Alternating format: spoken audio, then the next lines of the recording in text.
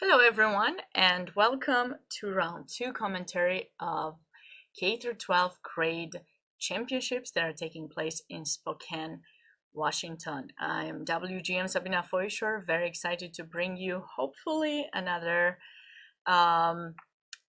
entertaining and educational lesson today with this second round. In the first round we have seen quite a few interesting positions, some unexpected sacrifices, which certainly you can read more about later as JJ is going to write an article recap of the event, and I'll be sure to share some of my favorite moments. So it's always nice, in case you're watching, to stop by in the chat, and if you have some story about one of the players competing, maybe something that they've done, maybe like we had the story with one of the players having arrived literally at 1 p.m. in the airport due to the flight delay, and then rushing out to make sure he made the game, and then of course ended up winning. That was an exciting thing to hear about. There are a lot of kids who do work throughout the year to make it give it their best shot for this tournament and try to finish in the top. And of course there are also prizes for teams, so schools going there might have their own room where they're reviewing their games with their coaches and trying to get ready for the next rounds. So it's the kind of tournament, in case you're watching and you haven't been able to compete this year, is definitely one of those tournaments you want to go to. So maybe you can consider next year. Also, this was a special year because the Super Nationals took place. However, next year we are actually going to have 3 spring national championships. We'll have the elementary, the middle school, and the high school in the spring. Be sure to check out US Chess for news about upcoming national tournaments, and of course keep up with the news on uschess.org/news. Very excited to be again bringing you, like I said, a commentary for this round, and very thankful to the team for putting together, all the volunteers, and US Chess staff for putting together the tournament, and JP, who is my contact, to make sure the DGT is in order. I was a bit nervous going on live for today's round 2 because I couldn't see the games, and thankfully I have someone to contact to make sure I get as much information about what's going on behind the scenes as I can. But without further ado, let's get into the games for round 2. And as always, if you are supporting a specific player who is playing live on a DGT board, feel free to let me know and we can definitely skip to that specific game. And also, if you're supporting someone, you don't have to be a parent, you can be a coach, you can be a friend. So let us know. You can be a player after you have finished the game. Let us know how you played, and I'll be sure to put in the chat the link to the live games on chess.com so that you can catch up with everything and just kind of look through the games. If you see something very exciting happening on one of the boards, you can always let me know and I'll skip to that specific game as well. So we have 4 boards for grades 12, 11, 10, and 9. And then 2 boards, first 2 boards for all of the other grades from 2nd grade until 8th grade. So right now we're going to catch up with board 1 in the 12th grade.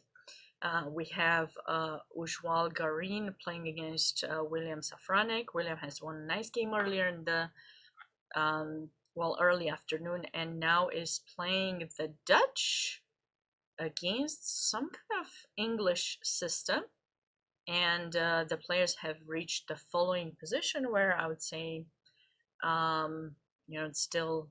it's still early in the game to say what's gonna happen, but obviously Black has gotten a kind of a pawn structure that he wants to have in order to be able to push an attack on the king side, while white has gained quite a bit of extra space with having played the pawn to b4 as opposed to b3 where we normally see it.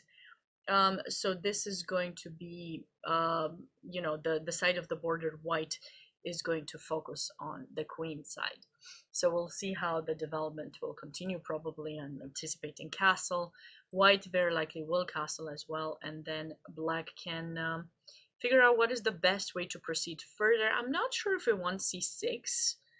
Okay, the engine is moving a bit there, but c6 usually is the kind of move that you want to play because you are controlling that square. Maybe you can consider d5 later, or simply controlling the square and kind of restricting this bishop and stuff. Wind talkers, are you talking about board 4? You want me to look at board 4?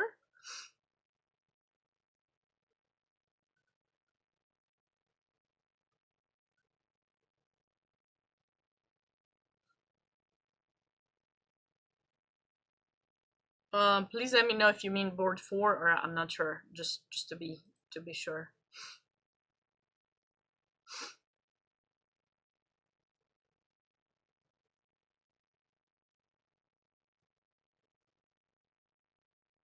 Okay, so this is quite early. We have a Catalan on board 2.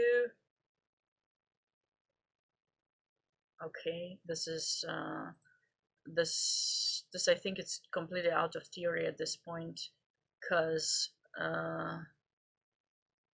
normally in this position normally I think it's b5 here, not knight d7.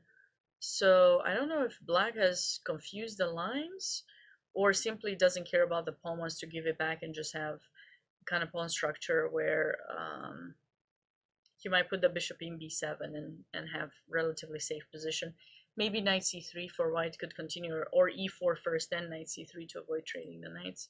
Good position for white. We had, what did we have here? A Kara? Yeah, pawn of attack.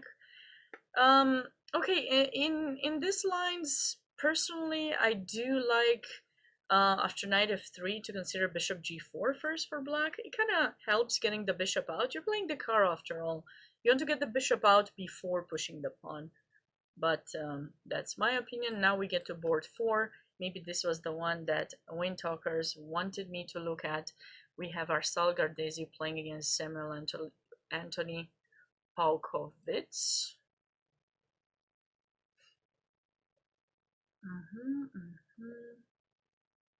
Okay, so we have just simply a Lopez, right?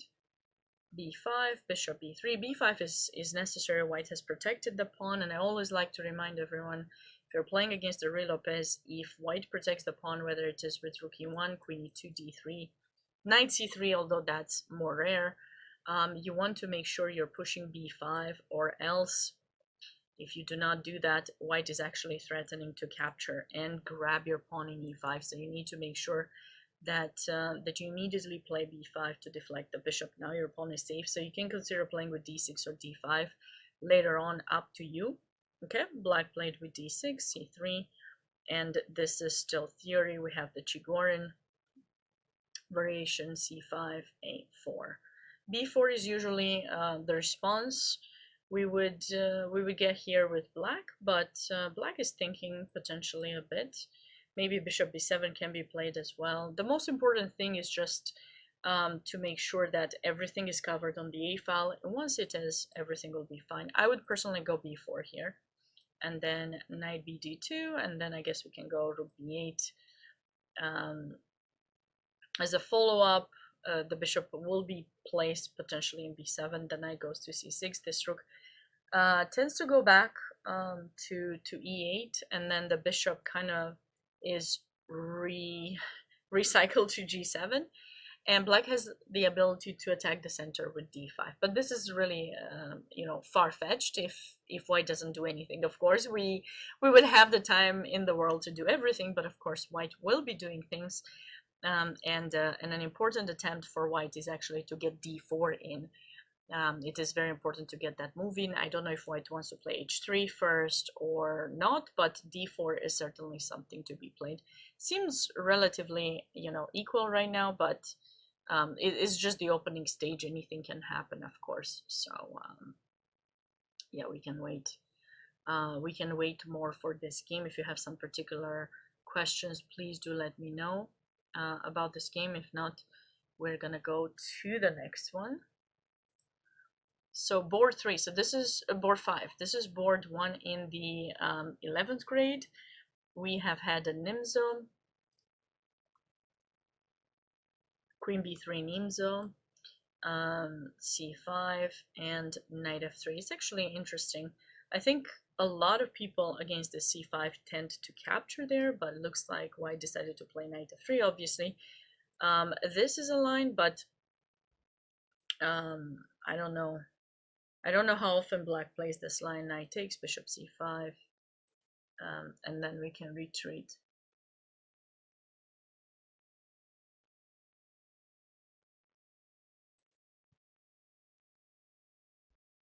Or play E3. It's a new game. it's a game. The players have responded like this: castle. And will we see A3 or not? I think A3 is pretty decent. Bishop A5. Or bishop takes E3. Those are the two options. Bishop A5 we probably can take.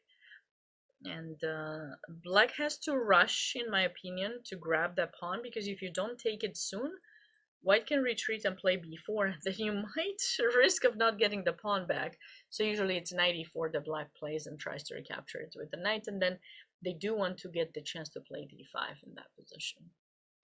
Still really early. I mean, we came right on time this time around with this stream, because as soon as I saw the games were back up, I made sure I logged in. I can't really start without the games being live, because it doesn't align.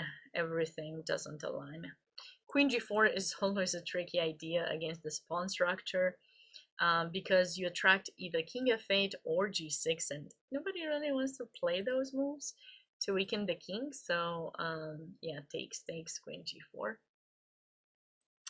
Looks like Logan decided to play g6, and now White is potentially thinking. Let's not forget the time control for this tournament is 90 minutes plus, without plus, and 10 seconds delay. Yeah, so here g3, g6, queen g3 maybe. Offering a queen trade is always nice.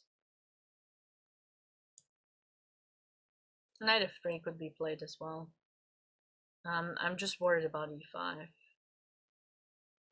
I feel that, you know, we don't really want to allow that e5 to be pushed, right?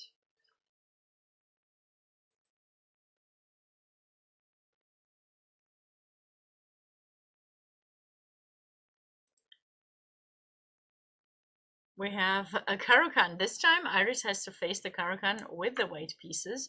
In the previous game she played the Caro-Kann with the black pieces, and actually it was a similar line, just that, well, not exactly, it was the classical with knight f6.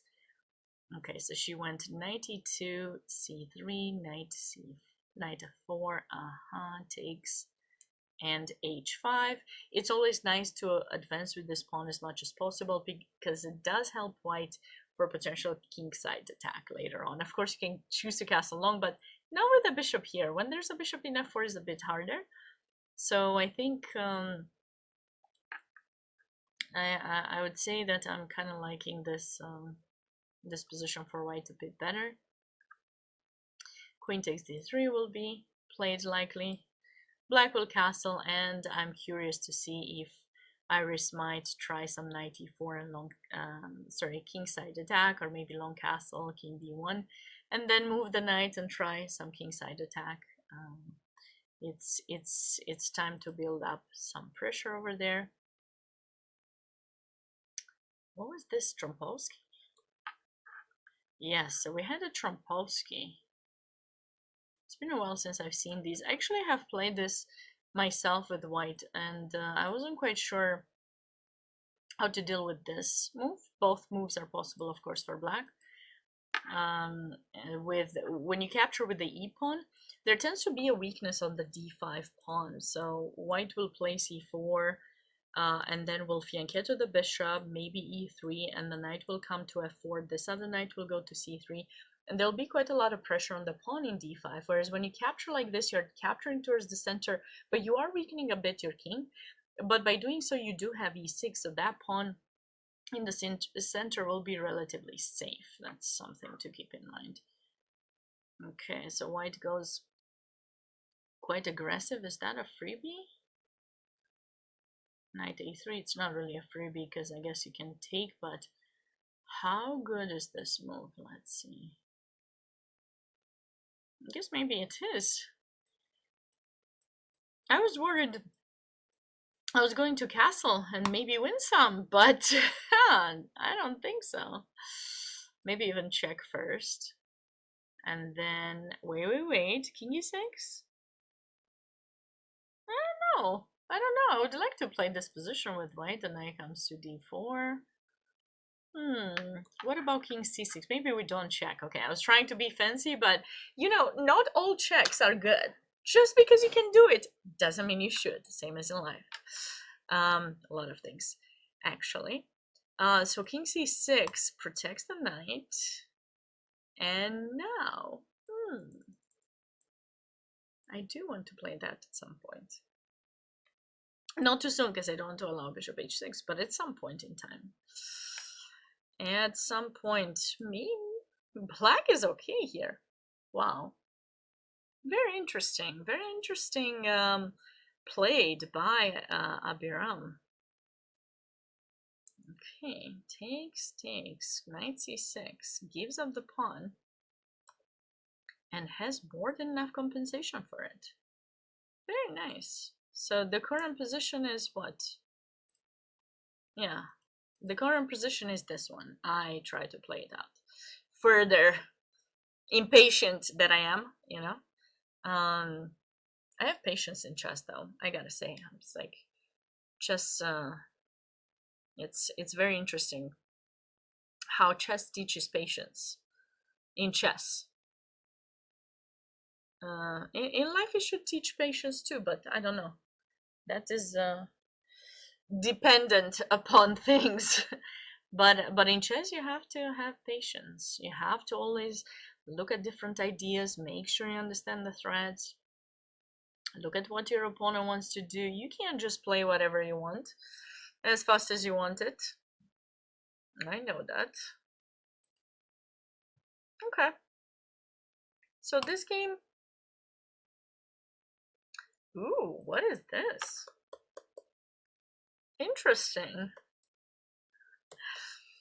This is so interesting. Okay, I need to ask Steven to tell me where he got inspiration to play this, because I used to play I was playing a mix between a Caro-Kann and modern. But you have to play c6, so like you can play g6 and then c6 and then d5. But Steven is making things very fancy here. He goes d5 directly. And if you take, then I guess black is okay. Queen takes. Knight f3, followed by... we have to play that to protect. And I guess we're getting initiative or something. I don't know if I have time for this. So maybe you just take. No, because I take in c7 in a second. Maybe checky? And maybe black has a good Scandi, actually, in this position. So he's cool with that. But if you can play it on this move order, then you're winning a tempo because you didn't play c6, and then you can just play c5 directly. I just learned a new idea. Now, when you're watching modern kind of openings, right? So openings that are not principial in the sense that they don't occupy the center for the first few moves. One of the sides does not occupy the center for the first few moves. You need to keep in mind that you're not fully respecting the principles in that order. So, you know, the order in which you should do things in the opening are occupy the center, develop your pieces, bring the king to safety, or castle, right? That's basically what it means. But when you're playing more modern openings, you might not get to do that specific order. You might play other moves, get your pieces out. You might need to actually push a few more pawns to kind of set up some kind of, you know, fence for yourself, some defensive line, basically. And then you take your pieces out. So you might have to repeat to play a piece more than once in order to set a good position for that specific piece. But the goals in the end are still to make sure that you are controlling the center eventually, or attacking the center of the opponent, because very likely the opponent has done those things. And so this move h5 actually helps black to develop the knight, have a bit more space there, and black wants to either bring the knight to f5 or the bishop to f5, and white would not have the ability to play g4 that easily. That's basically the deal with that move. So if you're ever wondering why are things played a certain way, just try to understand, you know, the reason behind it. It's there's always a reason why you do that. It's the same as, you know, like you know, the life of a human being, right? When you're born, you sleep much more. As you get older, you might not need as much sleep. You might have different hours of sleep. You might adjust to the sleeping time, and so on. It's really quite similar in chess. You adjust to things that you have learned, and you try to make them adaptable for the position, for the situation you are in. So here, Stephen, because that pawn was attacked, and he didn't want to play e6 or c6 yet, because he wants to maintain the ability to get that bishop out, either, like I said, to f5 or g4. So he doesn't want e6, and c6 probably he wants to go c5 directly. So he chose to take, then bishop g4. I like it. And he's probably, I was gonna say he was gonna go to c5, but he played c6, which is actually quite nice. Maybe white has rushed with pushing that pawn there, but now the pawn is attacked, so it's not so easy. Well, you know me and my aggressive self. Just gonna go for bishop f7. It's not working. It's so sad that it's not working, because this would be so cute. This would be too cute if it actually worked. But yeah, it's not gonna work. That's a pity. Such a pity. We would have liked some queen f7 going in. Can you show some of the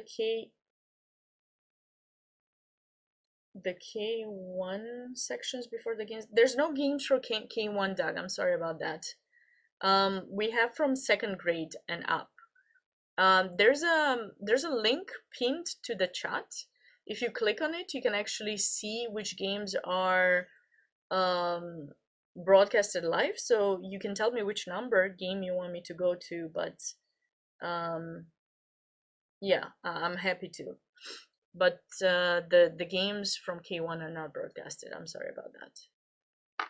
I mean, let me double check in case I read it wrong, but I know that it's just yeah, till second grade and up. So if you see anyone that you know, you can let me know, or else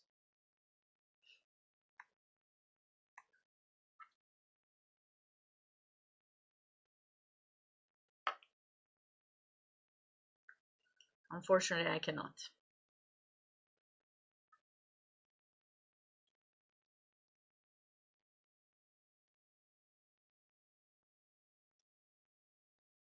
Okay.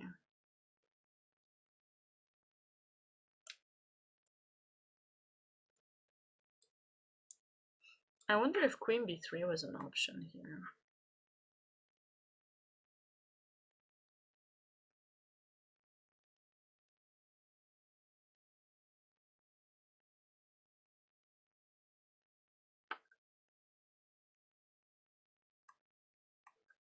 So after this, it's not the same, at least in the other position there was a threat.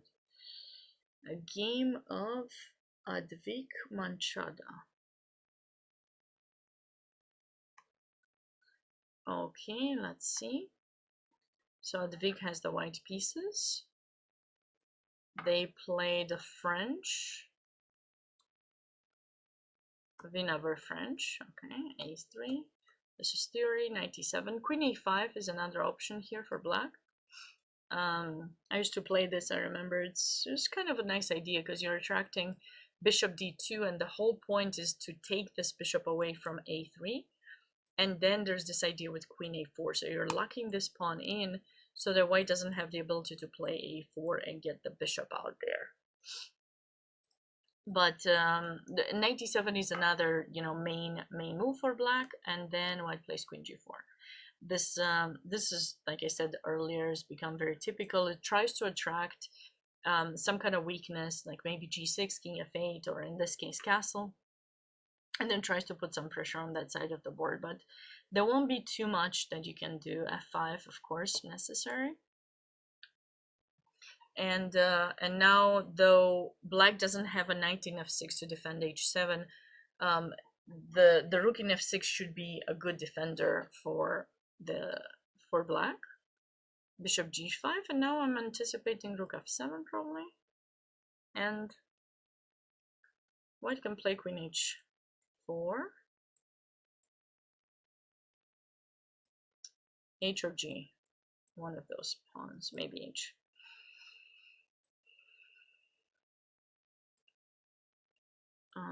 We take. Technically, we could get into this endgame. Probably the rook takes. And now maybe king d2 followed by rook e1. Okay, like white has a slight advantage maybe, although the bar is not agreeing with me. I do prefer to play with white here. Despite the double pawns, black also has a weakness in e6. Should be fine. It's about equal if this were to happen. Now, time-wise, white has spent a bit more than black, but it shouldn't be a big problem. In the opening, I always recommend to spend a bit more time than usual because, you don't want to make a mistake early on. If you make a mistake, it's going to be much harder to come back from it, right? So.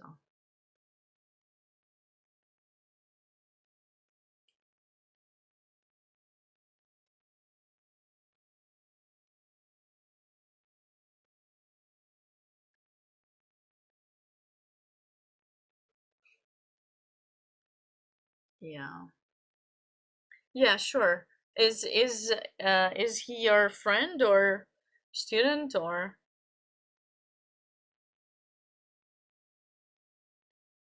If you don't mind saying, that's okay. You don't have to. It's a good position. Slightly. Friend from Texas. Nice. Well, if you see anyone else, please let me know. I never know in which order to take things. Maybe I should go from second grade and back up. Sometimes it actually helps because those games do finish faster. Maybe we can actually do that. Maybe you gave me an idea. So we can start with board 2 from the second grade. This is the current position. They already played so many moves. It's like, what move is this? 18. It's move 18. And this was an exchange French, which is so interesting. The players are around 1400. I think that's their FIDE, so probably USCF, one of them is high rated, I'm sure. And these lines, I remember growing up, I was playing the French, and I didn't mind any French besides the exchange variation. I would always tell my dad, like, I don't want to play the French. Stop making me play the French. Yeah, they will play exchange variation. I have no idea what to do. It's too symmetrical for me. I don't want this. And my dad would be like, no, you gotta play it. You need to learn how to play all kind of pawn structures because that's the only way you're going to learn and get better at it and have an idea of what to do. And it's interesting because you see a lot of trades, but there's still a way to play. You can still try to push pawns on the queen side, try to get some space there, infiltrate with a knight maybe in c4, e4 in this case. There's the F file that's open now. I guess knight F5 is actually very unpleasant now.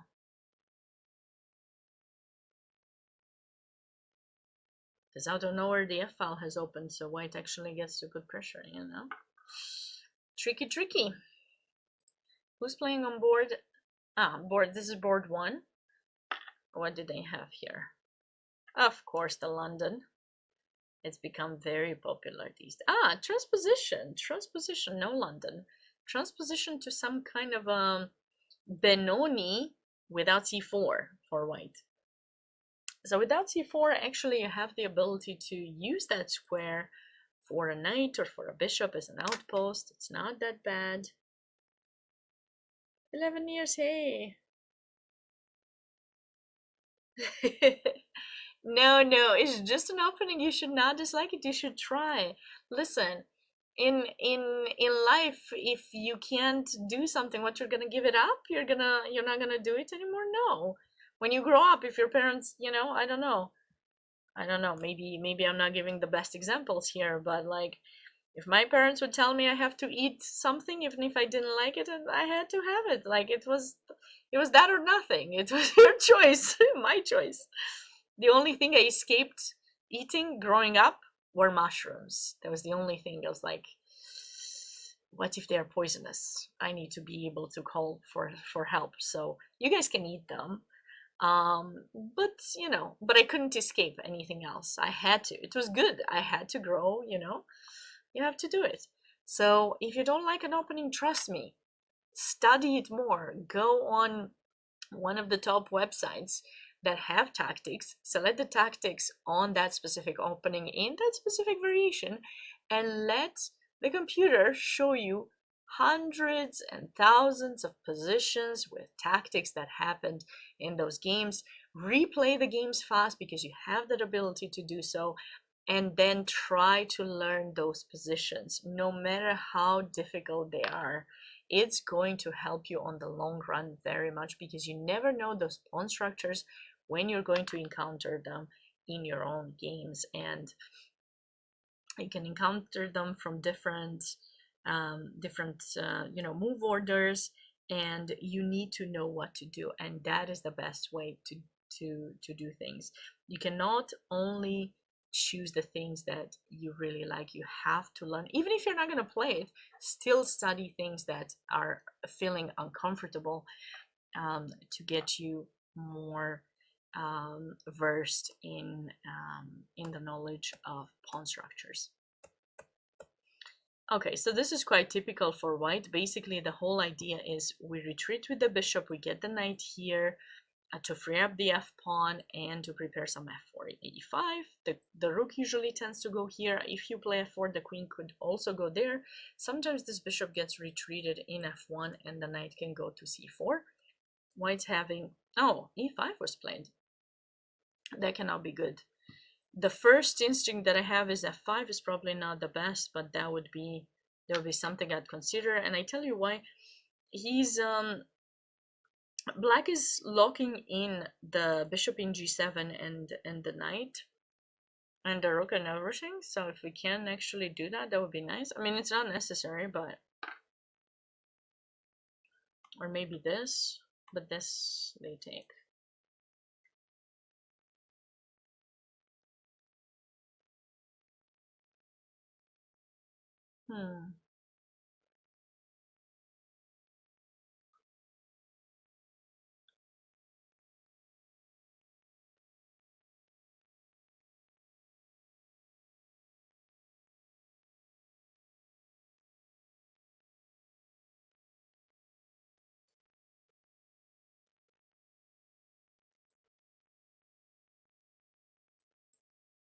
Oops. I meant bishop b5, but this could be nice too. But I was thinking maybe bishop b5, but they can still take.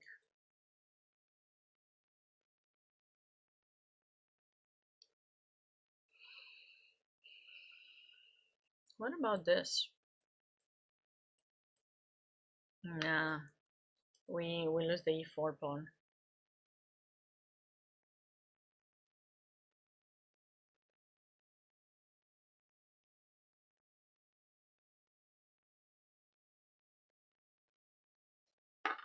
This seems a bit too much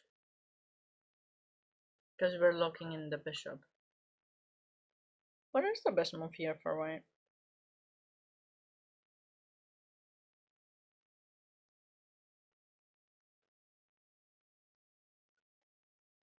Could it be rook a3 to try to double up like that? G4 might be a bit too soon, right? Yeah. So in the game, queen e2 was played. Yeah, queen f3. Maybe knight f3 I already looked at, right?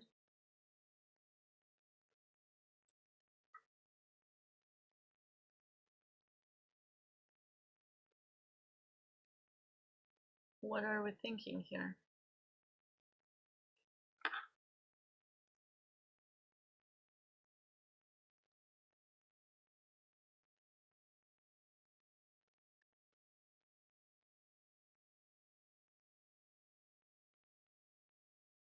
I still feel like f5 is the way.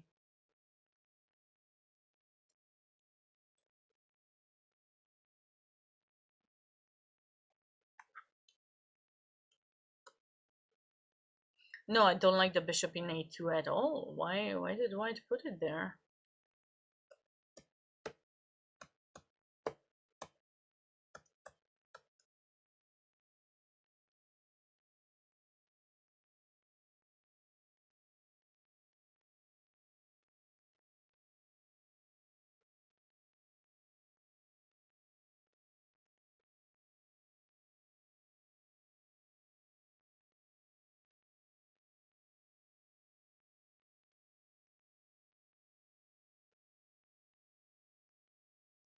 No, you see, in this position, black has kind of gotten something good.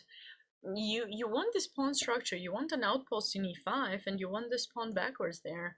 It helps black quite a bit, actually. That's why I was trying to find all these moves that would avoid allowing black to get that e5 square. So this wasn't really creating as much damage after queen b8. Maybe a5 could have worked, I wonder? a5? No, not enough still. After a5. Ah, maybe en passant. Oh my god! Oh my goodness! You know, like, this is crazy. So, like, we think about positions, but we totally forget that en passant is an option because you do it so rarely, right? The chances to make the move. En passant is the move. Oh my goodness! How could I forget? And there's this game I always teach that I love very much of Tao, and en passant is the move. It's so brilliant. It's like the most brilliant thing ever.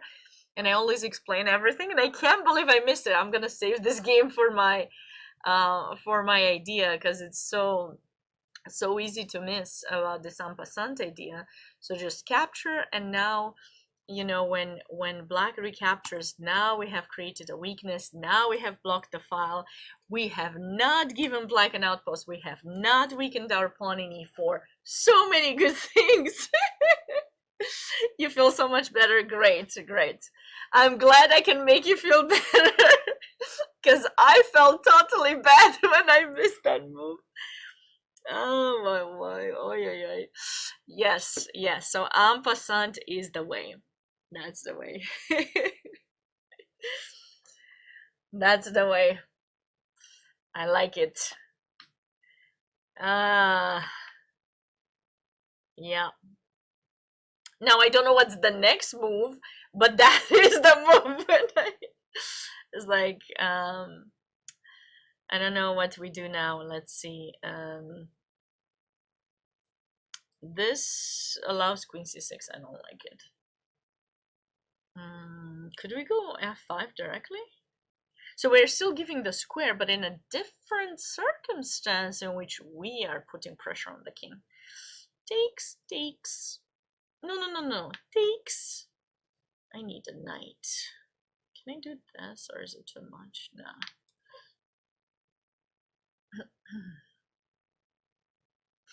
If I could magically just bring my knight there, I would be so happy.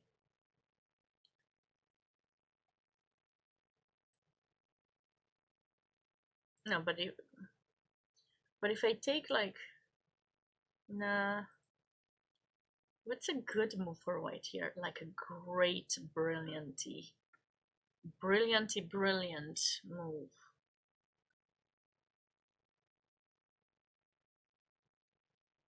No, guys, come on. The French is not that bad.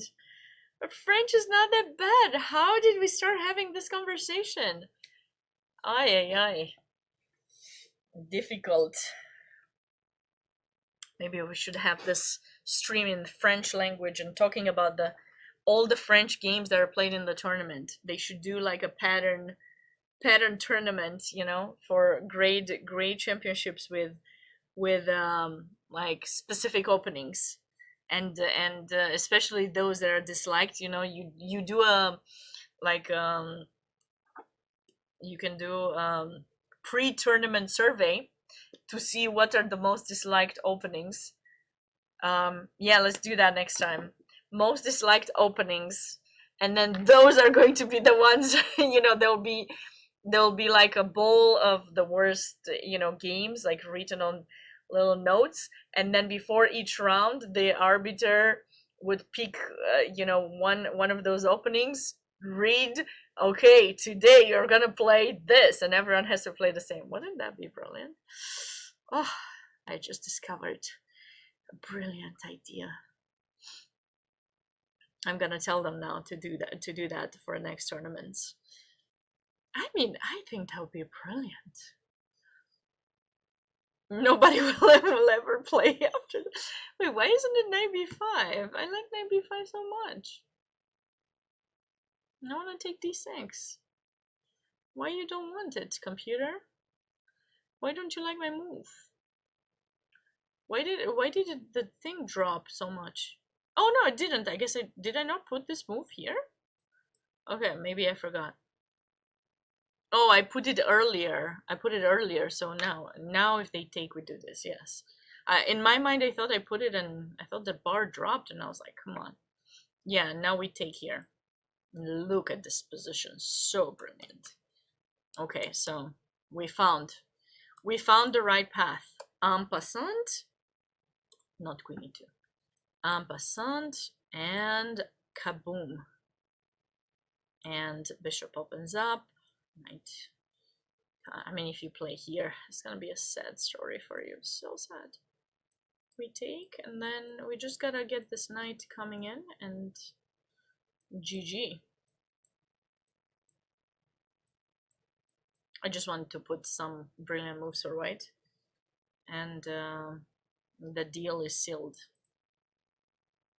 Okay, queen e2, no wonder that the engine marks it as a mistake. It's also, you know, placing the queen on the same file as the rook sometimes, especially after the capture in f4. Knight takes d5 could be a threat to look out for. Yeah, we're liking black a bit in this position, definitely. No issues, no weak pawns, no nothing. Like I like this. I like this for black. Okay. Let's move on to, oh sorry, we have to go we have to go backwards. Oh my god, this game is already over. What happened here? This is already over here. Black blundered somehow. I don't know. Did not take this. Oh, I guess maybe take here first and then take that. Could have worked. So black played here. Black is up a piece. Okay. Cute finish with rook d8. Okay. Nice one by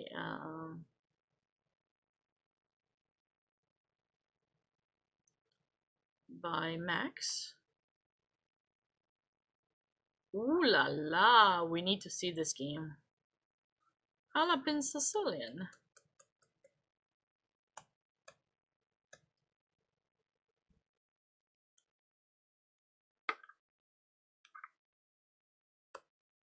G6. I thought black normally plays with E. G6 seems a bit slow. It also traps the bishop, yeah. Oh, so black's bishop got chased away a lot in this game, and probably black never got to castle at this point. Look at that. Tempo. Tempo. Tempo. Wow. Love that. D6.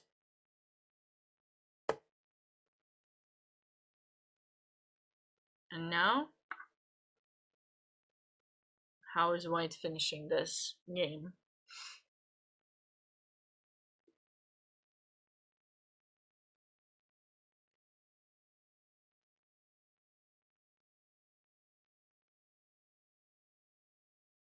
Should I go queen?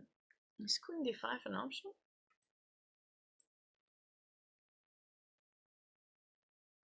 Looks good, right? Or maybe queen e2? But queen e2, maybe they take. And now we got a check and he will hide away.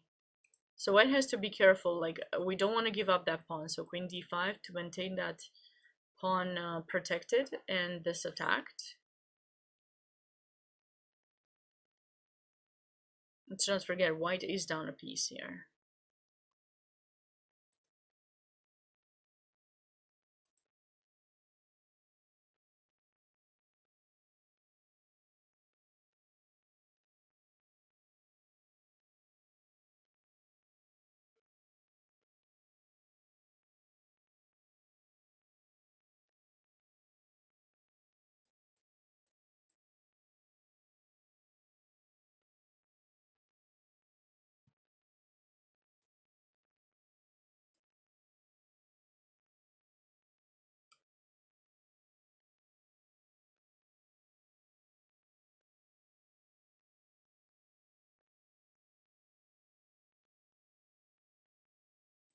Actually, I wonder if this works. Because it's so beautiful, like we're down a piece.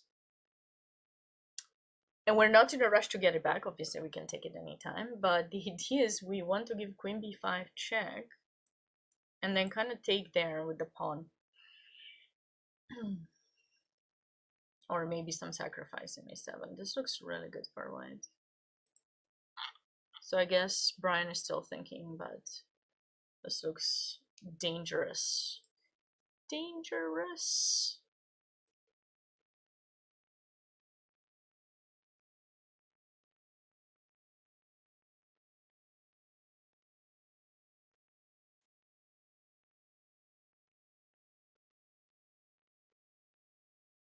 Okay, we have an exchange. We're up an exchange with black here. Black is doing great.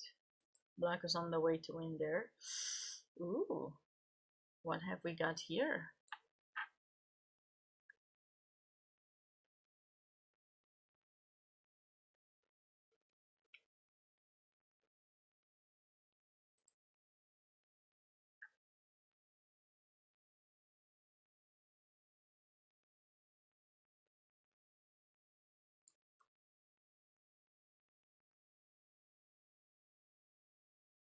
Yeah, up a piece. Well, not up a piece. Up and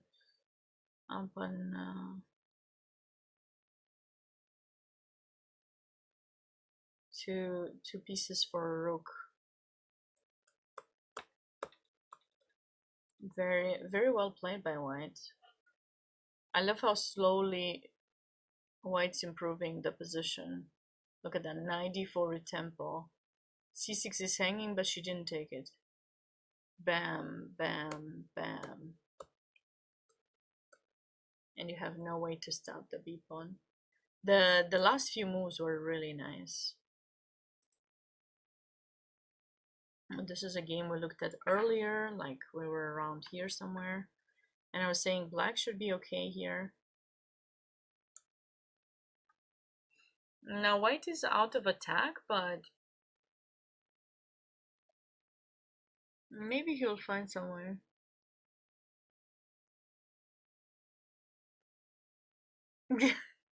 Then what are you saying? What are you saying? You're clearly not a fan of the French. I can hear that in the tone of your voice.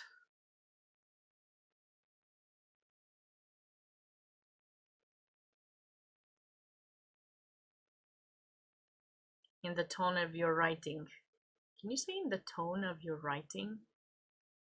We don't even like have a tone. Do we have a tone when we're writing? Interesting. I don't know.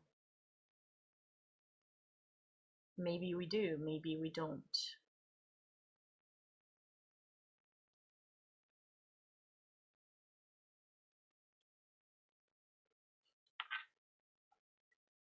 Okay, I think we should castle. Is it safe to say white should castle? I think so. And black's position is not that bad, Michigan Eagle. It's like, I don't know what you're saying. Do you not like this position? I think this position is pretty safe.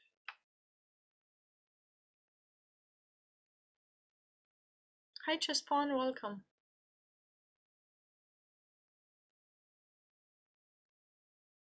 Okay, black is up in exchange after the capture here.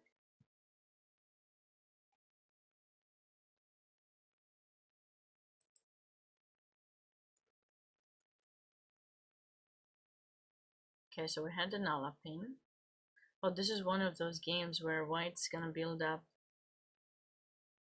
an attack on the king side.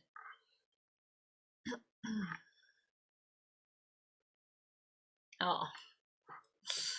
Oh no, this is one of those tactical traps you don't want to fall for.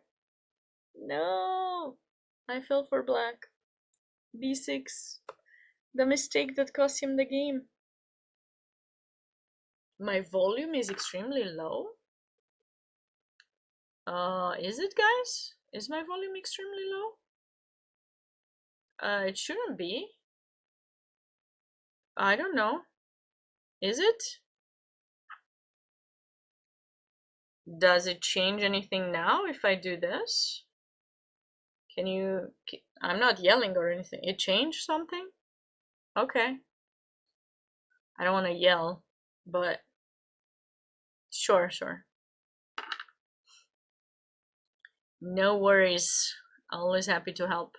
Let's hope now I'm not yelling because I put it to the max, and if I get extra excited about some move, I wouldn't stay too close to the speakers, just saying.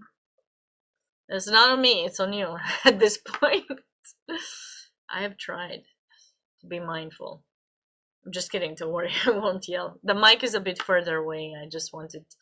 I have this special setup that I don't wanna mess with. No, these are their feeder ratings or whatever chess.com picks up. These are not their actual ratings. If you want to check out their ratings, you need to go on the page of the tournament. So it's like here.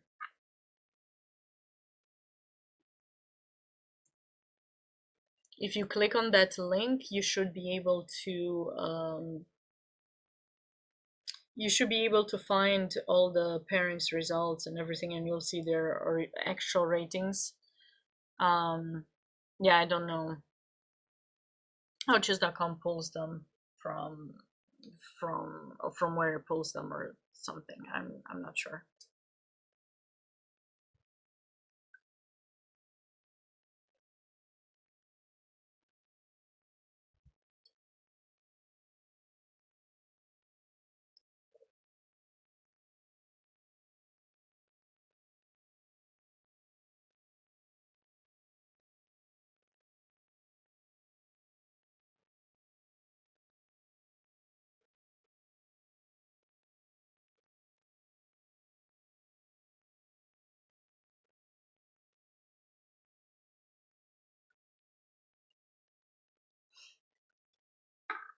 So this is the current position, huh?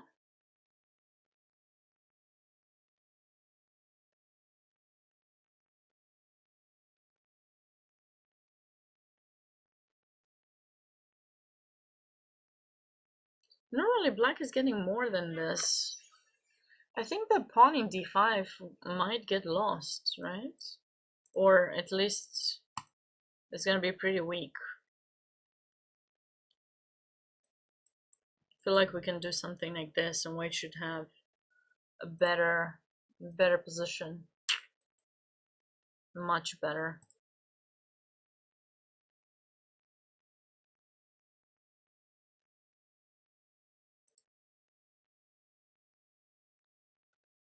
So we had some semi-Slav set up against the Catalan, and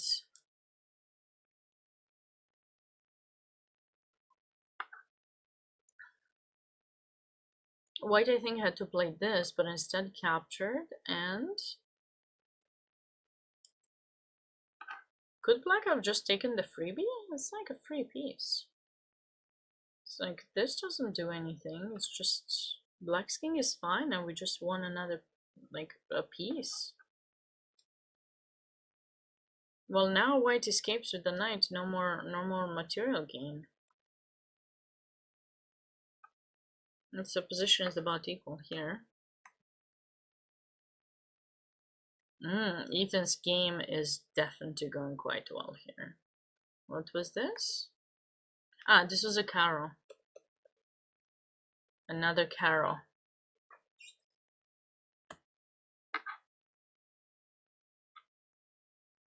Bishop takes e4, castle, queen e2, g4.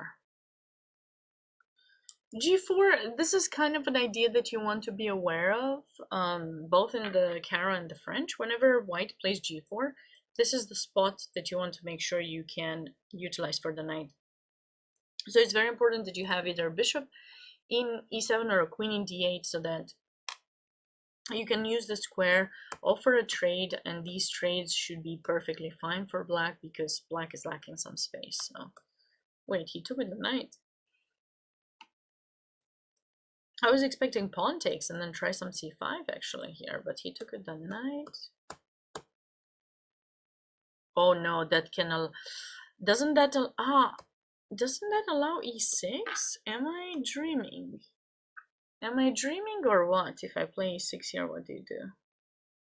Maybe Black is thinking they don't care, but I mean, a pawn is a pawn, and I'll take it anytime if I can, keep things safe. Obviously, it's not ideal to have such an unprotected king, but I think White is doing quite okay in this position.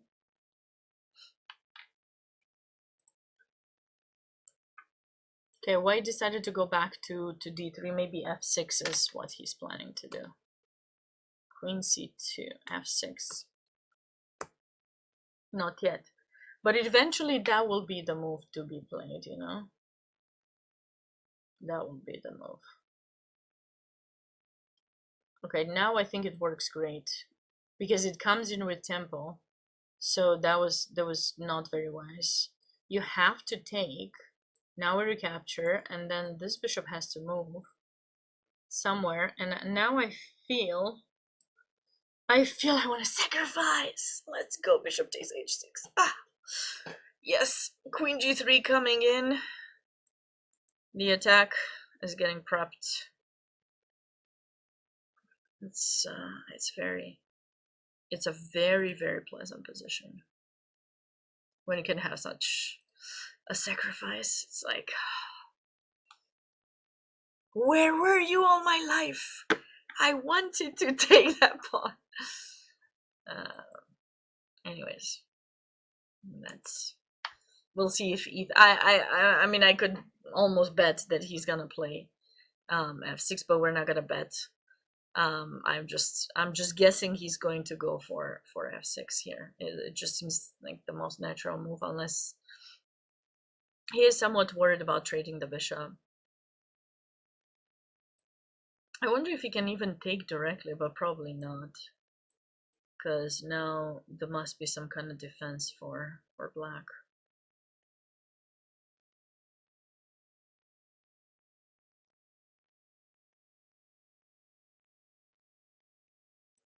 Because if you take, we're back to... Are we?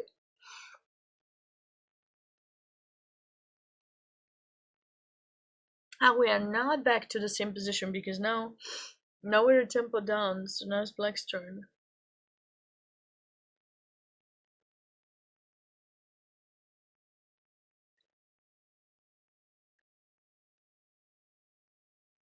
So do we defend with king h8 and followed by this?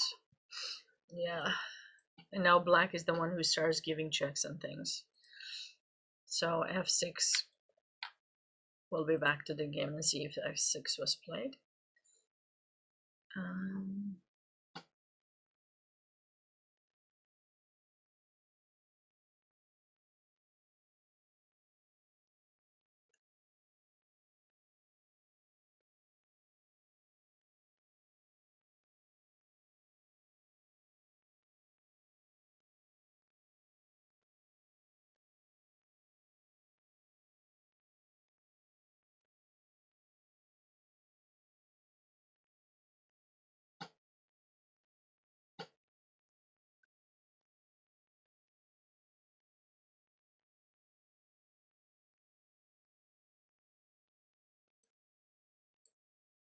We should go back when we have the chance after this bishop moves, right? Or after it moves, do we want to do this?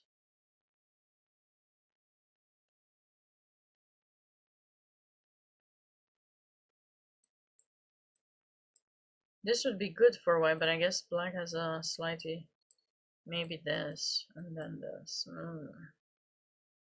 See, that's why I wanted to go back with the bishop and maintain equality. VJ, putting some pressure on e7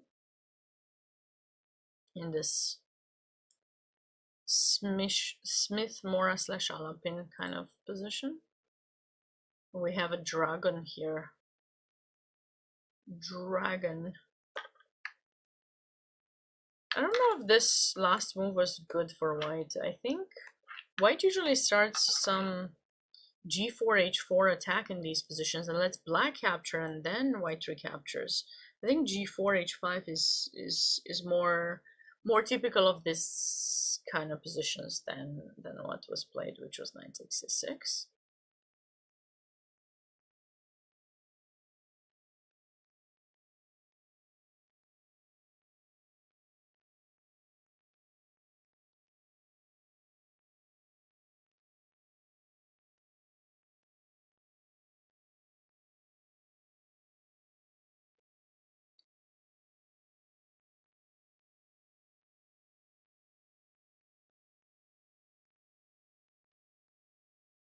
Yeah, I like this position for black.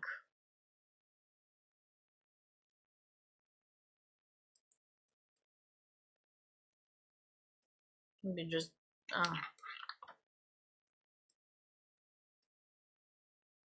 if you do that, I think I have bishop here. And if you do that, can I play f6? This is a blunder.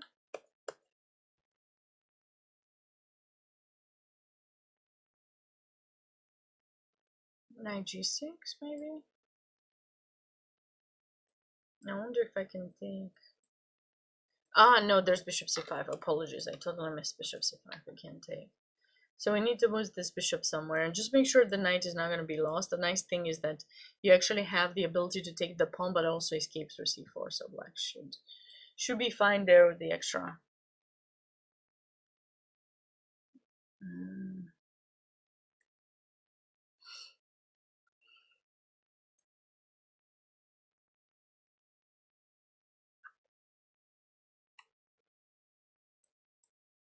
I think black is okay. I mean, okay, black is trying to get some advantage because he's the higher rated player, but yeah, this is a DTS game. What was it? Just another Carol.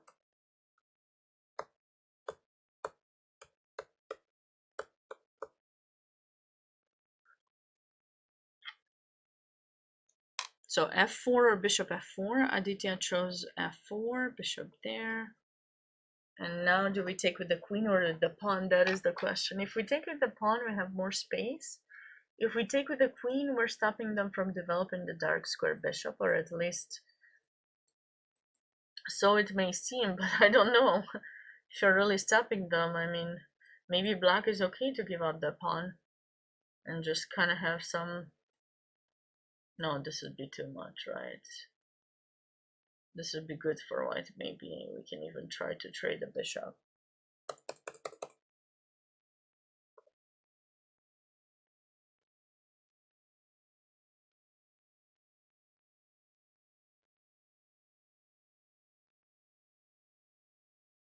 Hey Sup, what happened? Which did you play? Was your game? Which game was yours?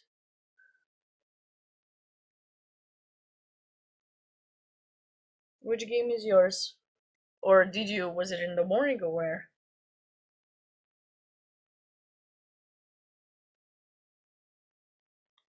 Did your opponent know what you're gonna play? They prepped you?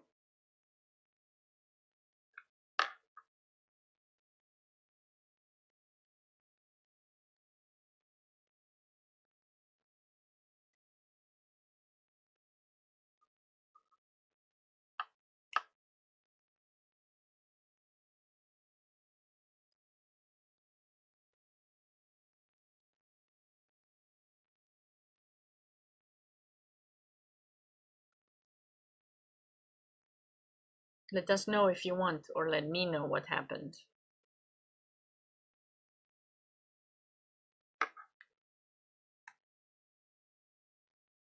If you want. You don't have to.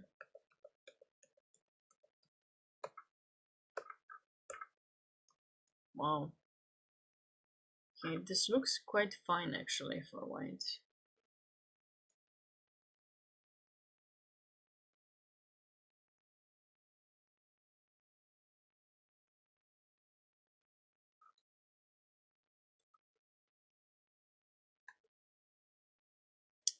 Sorry, I just meant to show here instead of that move.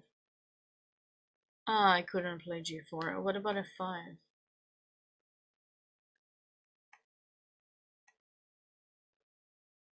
This seems fine for white.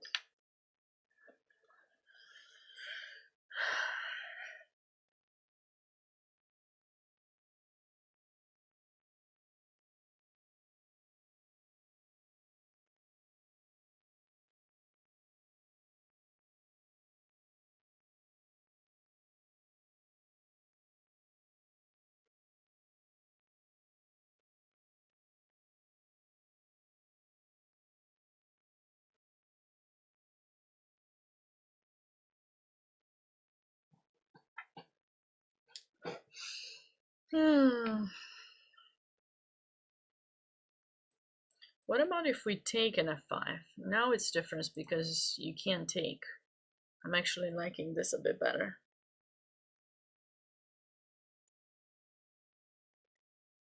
This is normally how you want to meet e5. That way the bishop gets locked in and you're focused on the king side.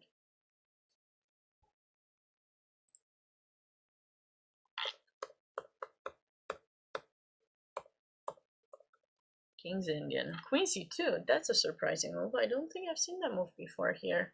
Usually it's d5. d5 is played typically first. And then if you play knight c5, then we can do that. Or knight d2. Oops. Knight d2. a5. And then I think you can play a3 here. If they go a4, you might just take.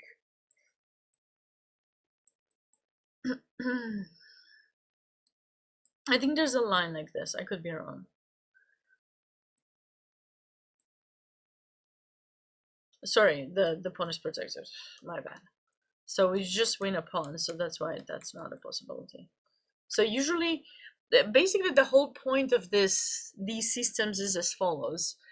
White puts a pawn in d4, right? And black is trying to convince white to make a decision. Take or push.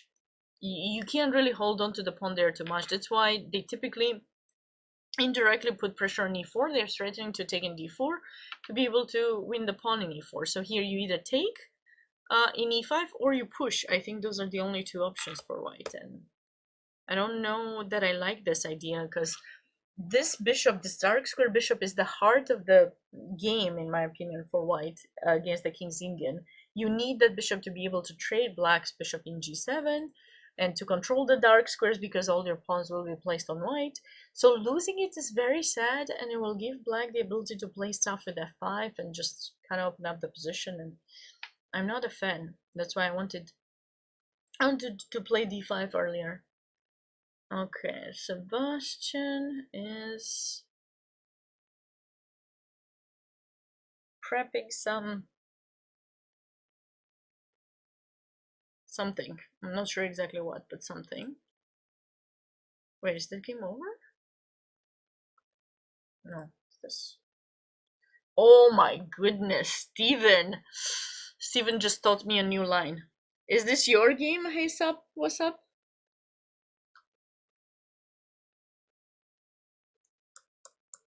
Look at Steven go. I feel like he's gonna come on stream shortly. Shortly. Oh, he got a 93. Oh, wow, this is gorgeous. This is so nice. It's just nice for black, not so nice for white. I'm sorry, white. This was too nice of a finish here. Bishop takes h3. I mean, this is cute. I know he's gonna be very happy about this game. Steven, he gets excited about tactics like I do. Bishop takes g2. And this would have been the finish, but his opponent resigned. So cute. Yeah. That's 1 hour and a half. That's a pretty good pretty good way to finish round 2. And you know, bit of rest. Tomorrow next round is at 9 a.m. local time, so you know, you want to make sure you get some rest. Finish the games as fast as you can if you can. And yeah, good one, Steven. Wait, could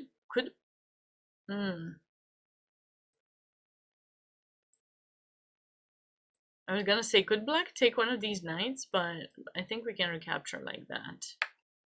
Where's this a blunder?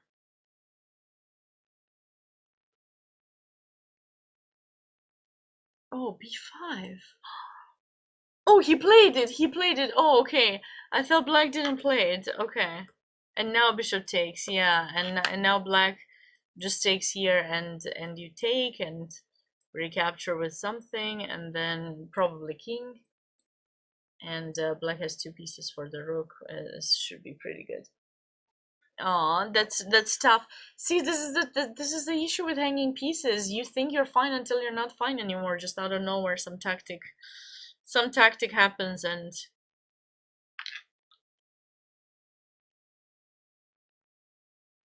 oh,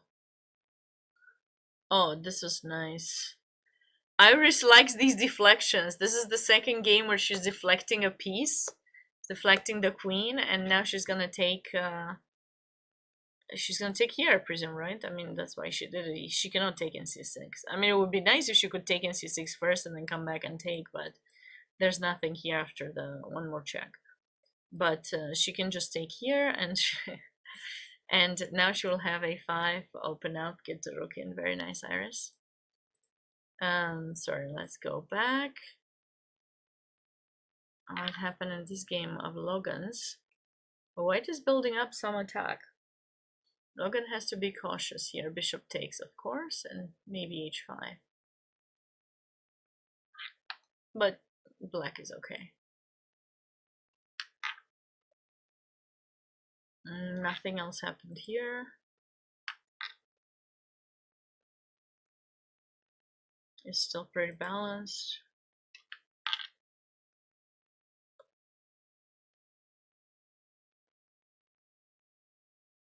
Mog is the player who arrived late, yet was still able to outplay his opponent, but it's gonna be a bit of a tougher round, this one, but it seems quite equal.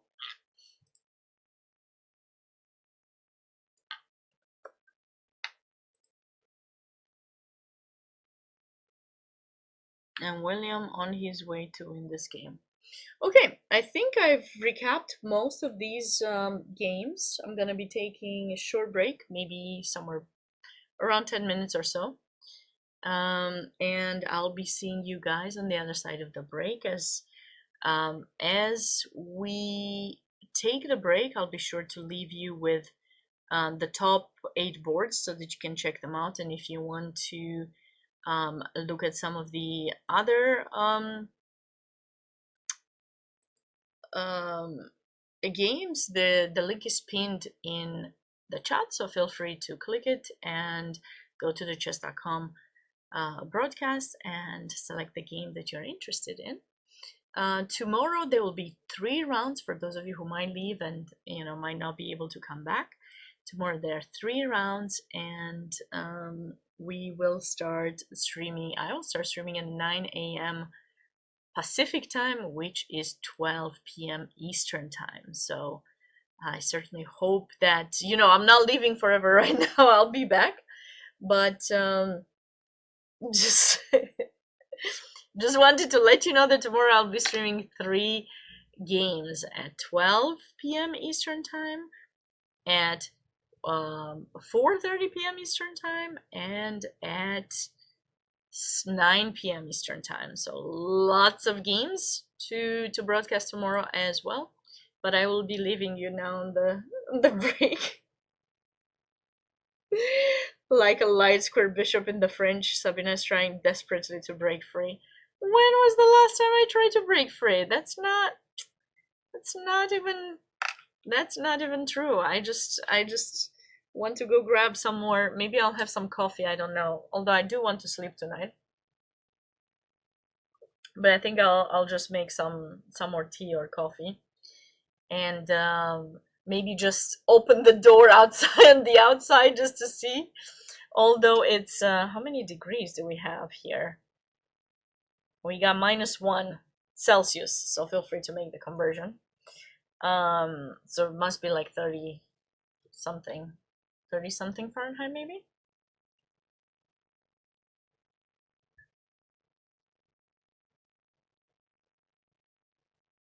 No, might be more, maybe like, I don't know.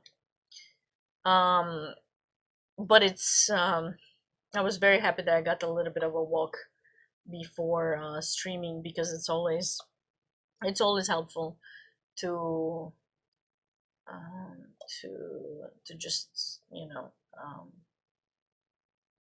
get some fresh air before you have to stay.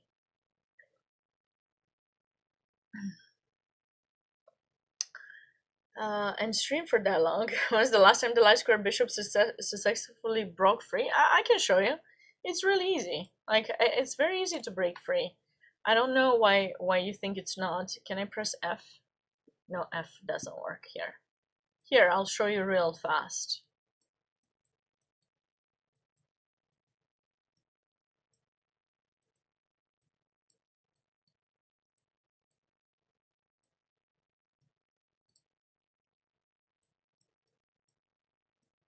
See? I broke free! I'm free!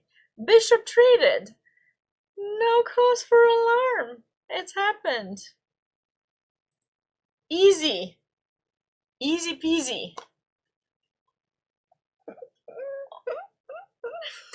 And the bishop broke free! And with that, I can drop the mic.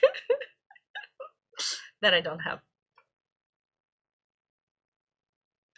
Joking. But okay, this is not the best. This is not the best line for black, but it's something.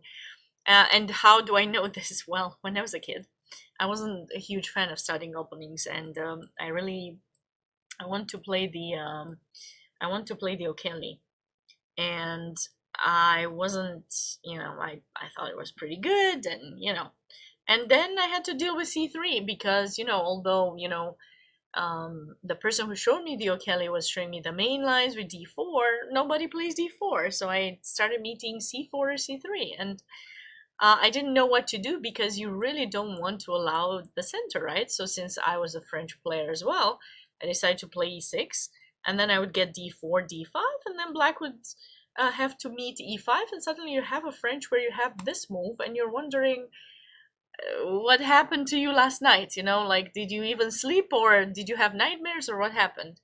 And clearly you need to make use of the move, right? And if you know other things, you're gonna figure it out. So I was looking at different games. I remember I think I was like 10 or something. I was looking at some games and I finally decided I'm gonna go for that line.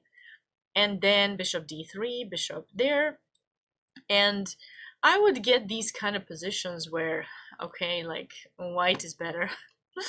And I would play them out, and it wasn't really fun, but what to do? I was playing them out, and I learned that you can survive with that bishop too. So I learned what my goal was, my purpose, and eventually I started not losing. And that is my lesson, but hopefully you learn your own if you want to play the French or anything of that matter.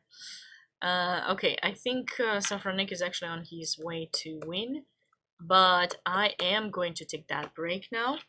I will leave you with all the boards, and they better get refreshed. Let me make sure they're refreshed and stuff, because I don't see the refresh here, which is a problem. Okay. Should be refreshed, should be live games. I hope they stay and you see the moves. And with that said, taking the break. See you in a little bit. Stay close.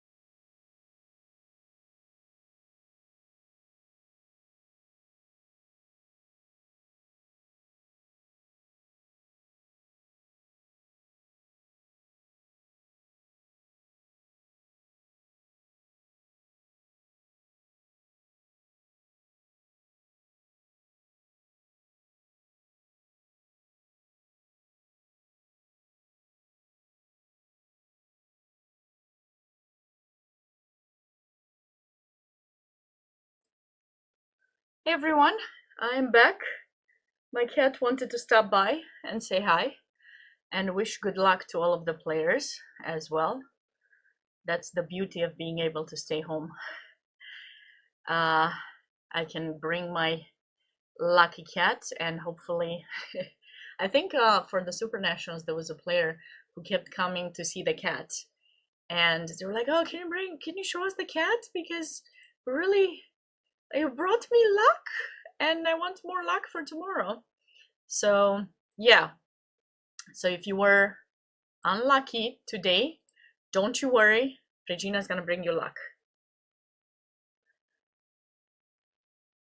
Oh, hi Shadow. I'm sorry. I'm sorry you couldn't go this time around. It's okay, next year it will be, I think, back in Florida. So hopefully you'll be able to go there. Uh, Steven!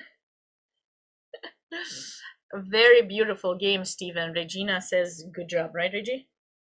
You liked, Regina even liked your game, Steven. Very beautiful. Bishop, sorry, knight g3 idea, bishop h3. Very nice.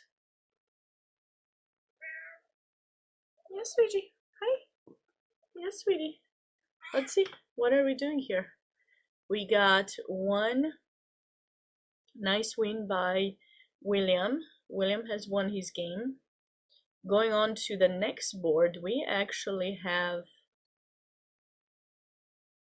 Wait, wasn't White having a better position?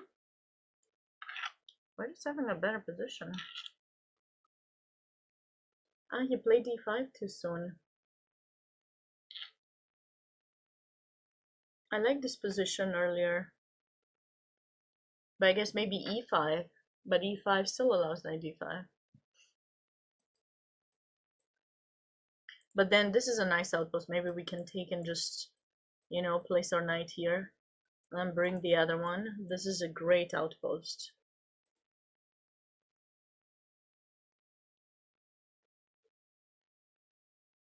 Yes, you had...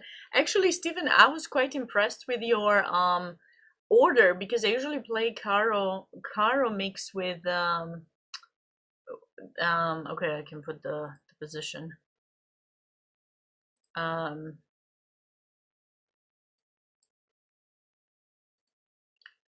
Like I usually play like this and then like this, and I'm kind of getting the same position, but I wasted a time with c6. So you were kind of wiser with this idea, so I might try it out next time. I'm stealing your idea, just so you know.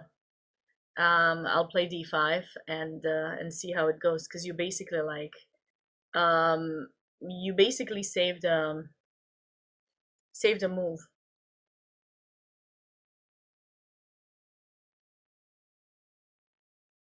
I see. Cool.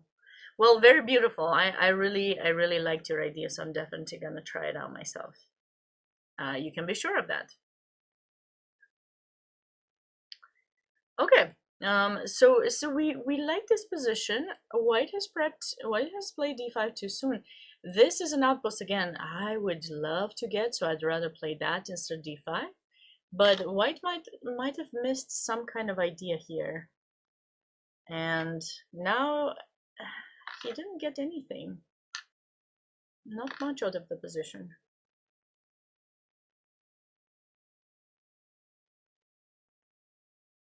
Now f2 is hanging.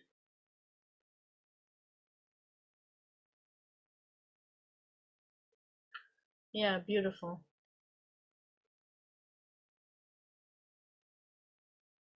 It was a 1900.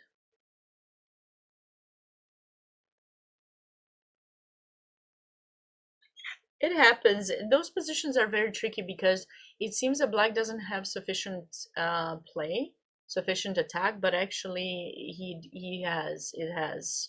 Black has more than enough. Will find its way back to the game with c5 breaks, with f6 breaks. And the light square bishop, of course, usually gets traded, so it's kind of nice. You have to look at some ideas, but yeah. it could be unpleasant too, for black, because Reggie, that's it? That was it? That's all you wanted? Okay. So whoever has seen Reggie tomorrow will be lucky, just so you know. All right, Reggie, say bye. Thanks. She said bye. She said good luck.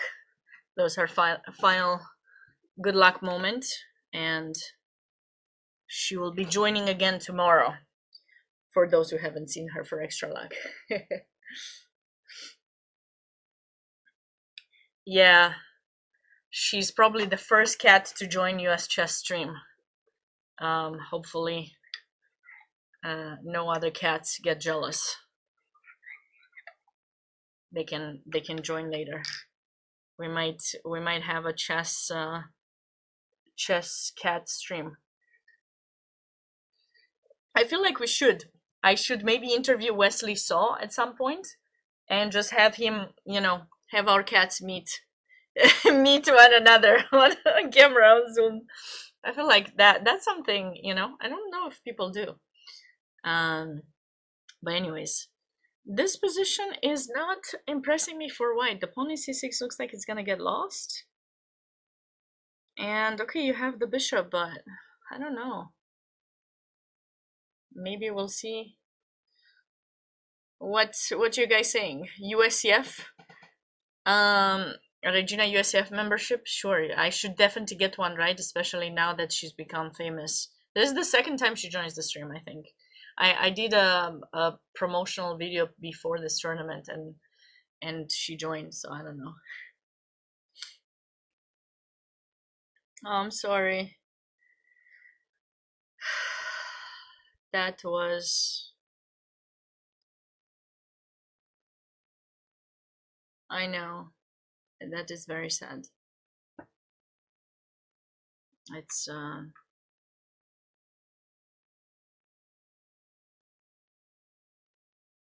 think it was, and it will always be a tough moment for all of us. It's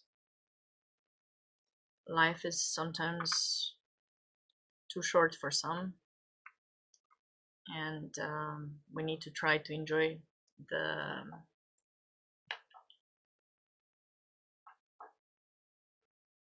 moments that we get, because you don't know when they might be taken away from us. So it's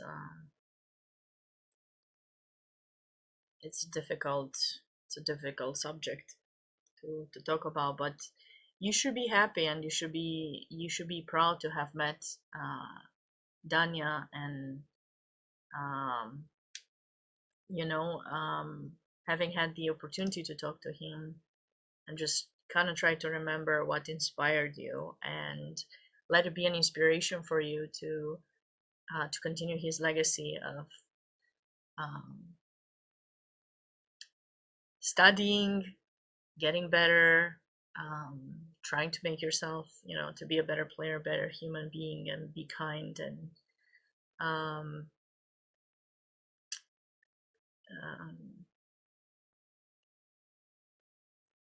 play inspirational attacking chess like he would, and that way you will kind of continue his legacy, because after all, everyone in the past has had one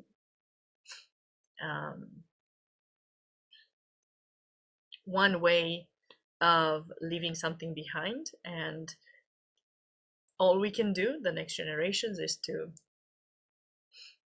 take that and make it even better, and improve, and continue it, and I think that's what he would want for the future, for your future. So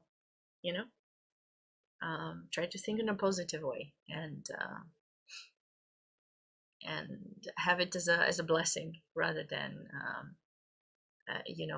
think of it negatively, although of course it's very sad. But just think of the experience having been a blessing to you, and let it shine your path to future success. Okay. yeah, these nationals have certainly a lot of underrated kids. I was looking at where is he? Which board? Oh yeah, Logan's game. Logan has improved a lot in the past couple of years. As I mentioned in the previous stream, I did play against him in another tournament, and in a tournament like last year, maybe beginning of last year, and he's played very well. I got a slightly better position, but I couldn't really do much, and we ended up drawing. And I see ever since his rating has increased quite a bit, so that's really nice. He's playing on board 2 in the 11th grade, and he just made this gorgeous move here night before.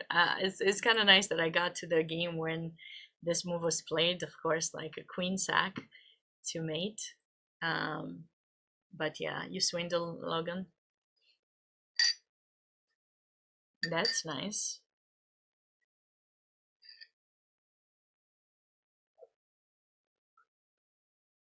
Yeah, oh no, my queen. I think he played against me some Catalan maybe or something, or yeah, something like that. I think he played against me.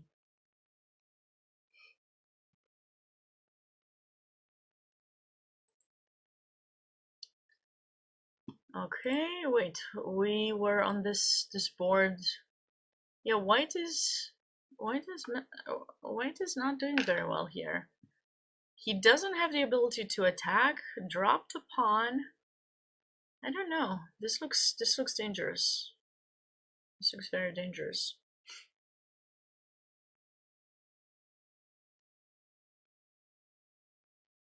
Okay, in classical? Oh my goodness. Ah, yeah. Okay, well, you got lucky. I don't know. I don't know what to say. Maybe you got lucky. Maybe not. I would not try f3, king f2 in classical. That's...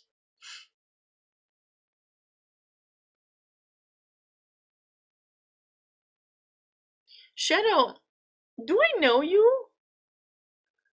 Like, do I know you? Is your first name starting with the letter R? Because I feel like... No. Okay, so you're someone else. But I know you, right? Or I don't know you. Because you've been on the stream before, I thought maybe.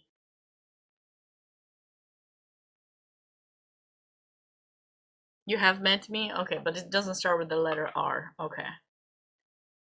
Then never mind.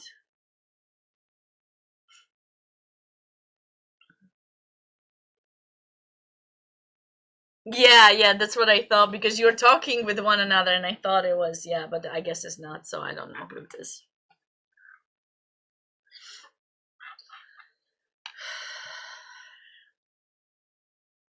It's interesting to see that despite being up a pawn, it's doubled, but if we manage to go rook c6 and take that, white's gonna be doing really well. But it will take a bit of time. But look at that time difference. Oh, I just noticed that. 56 minutes to 8. And it's 10 seconds delayed, no increment. So you make a mistake, that's it. It is over. Oh, this is one of those cute positional games where... Yeah, this was the one where Eric just started getting some initiative. Rook d1, I love that. Trade.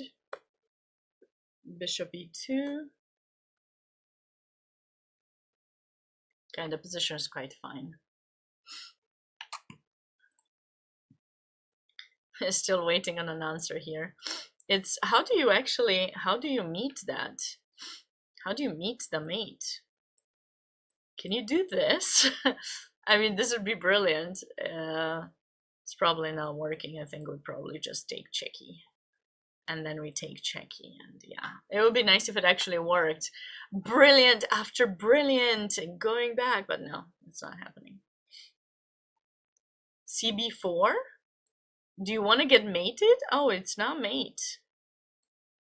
I mean, But how many pieces you gonna lose here? Nah, you're just losing too much.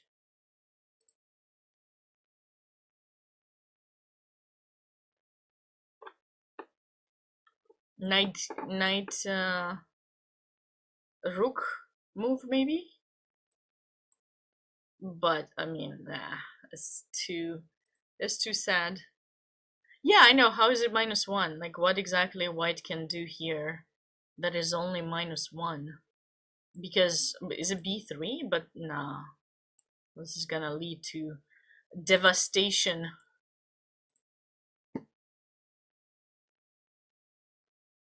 Could be knight b3. Yeah, knight b3. Yeah. Check. And you have your knight trapped if you do that, I guess. So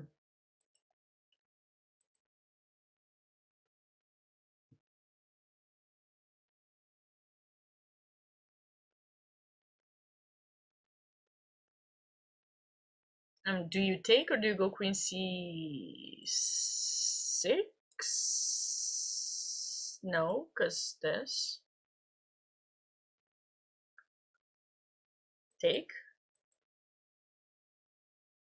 Take. This would be fine for white. So, oh, maybe queen.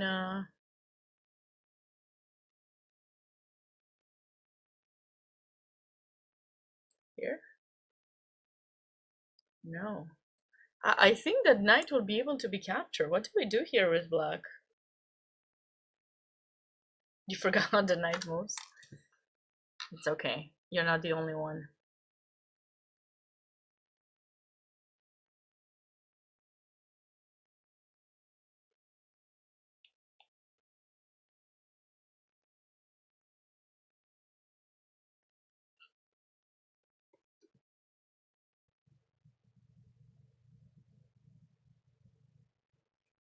Knight a2, queen b6, but then what about this pawn?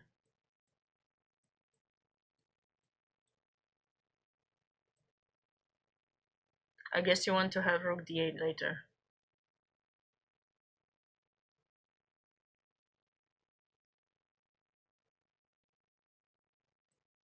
I mean, this would be devastating, right? Because we have that. But I think I can just go knight here. And your knight is still trapped. I'm not going for the pawn. I mean, I want it, but yeah. No, I don't want to open. I don't want to open the king. I was just saying, like, I just don't want to do that because you have bishop e6. So what did we say? Knight b3 takes.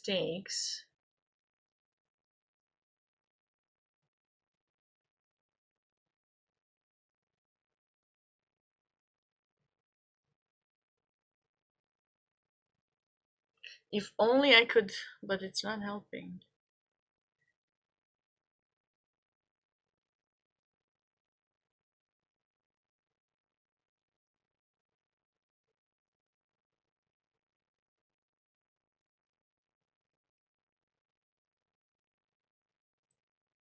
Maybe this? No.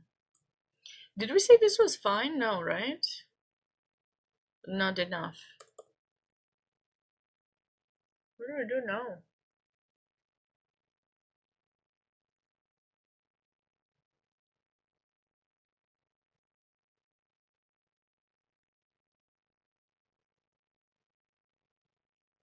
I like your idea with queen b6, actually, but directly without taking. Because we are hitting this spot. Takes. Allows checky, matey. That's why I wanted to go to b6. So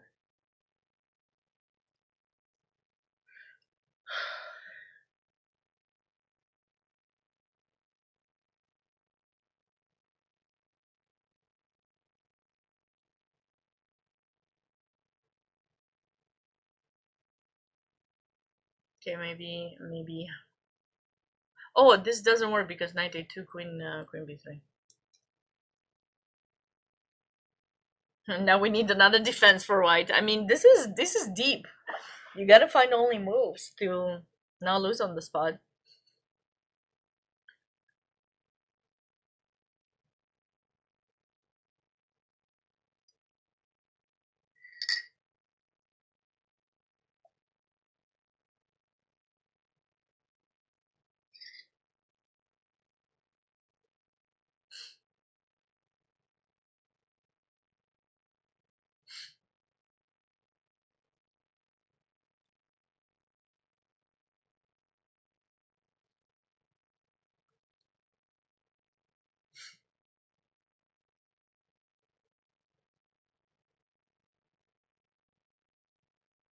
Hmm.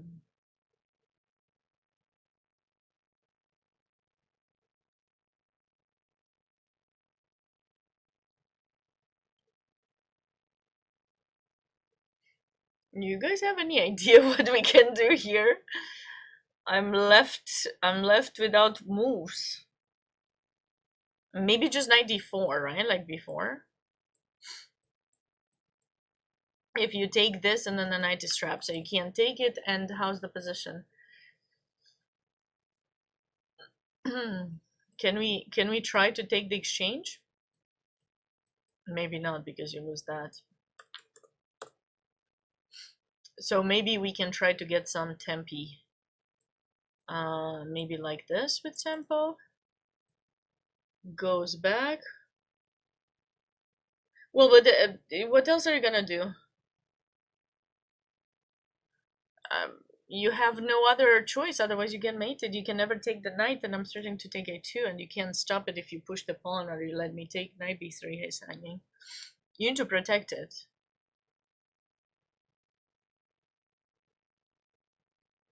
Yeah, but now I don't know. We go back,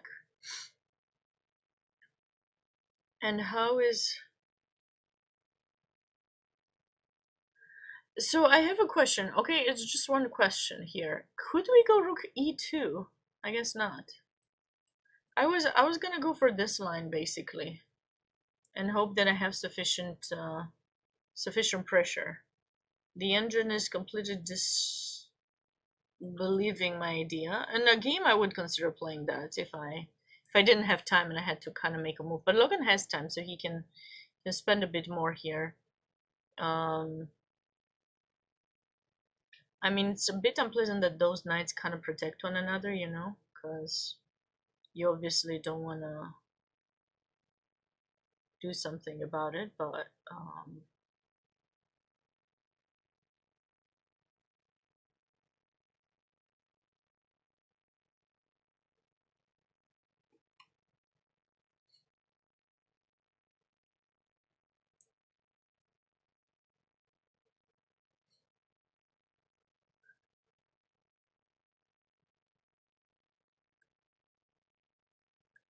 did he play? I don't know. I'm too focused on this.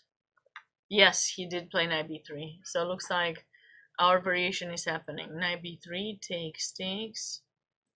Queen b6 potentially, knight d4. Actually, then knight to d4, right? This one should not work, because then we take and take. So this is only move. And I do like rook there, bringing the final piece into the game, and now we have to figure out, I don't know, maybe, but if I go there, maybe pawn takes. Hmm.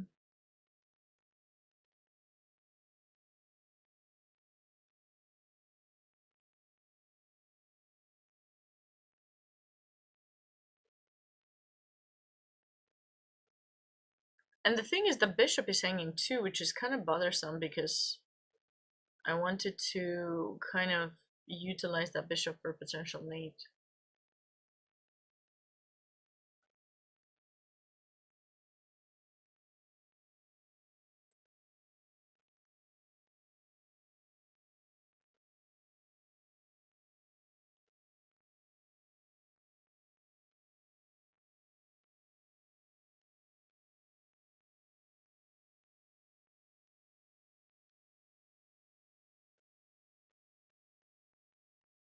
I wish something like bishop c2 or knight c2 would work, but I can't see it working.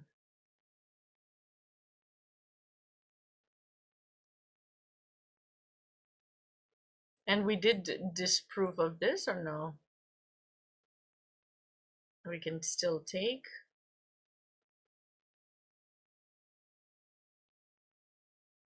And now what?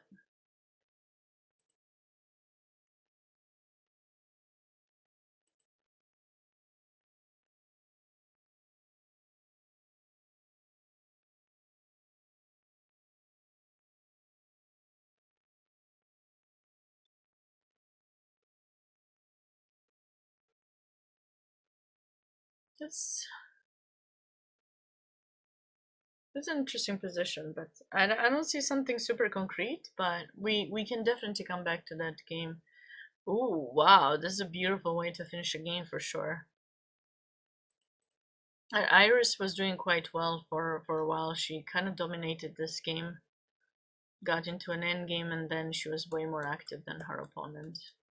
Very nice. Oh, okay, Black's, I was about to say is headed for a win, but now the pawn cannot be stopped. This was Steven's game, very nice. What did we have here?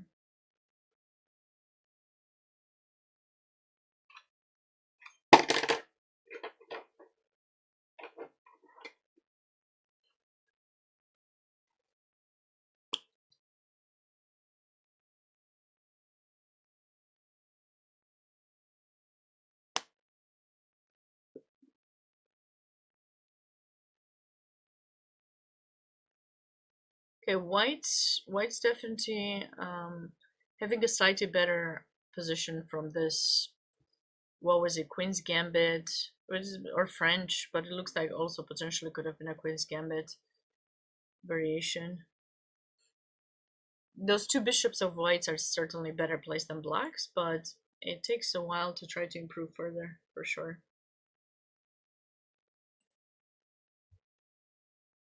And this was the game where Reddy decided to allow the capturing of the bishop, the dark square bishop I was mentioning.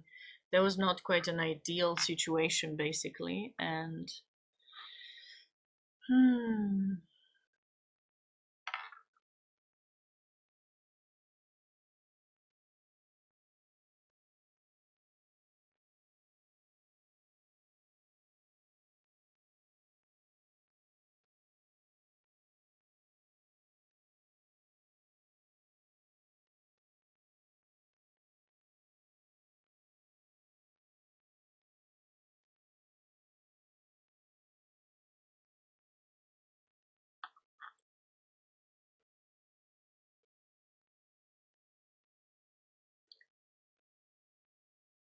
it's interesting that Black will never take in d4.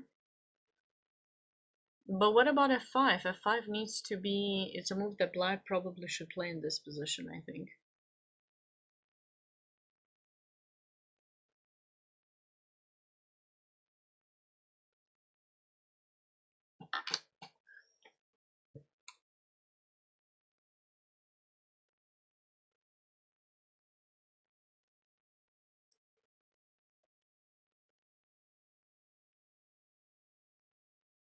Or maybe he's prepping some b5 first. But f5 is nice too, because in case of a capture, yes, we're undoubling the pawns, but we're also opening up the position for ourselves. I kind of like it.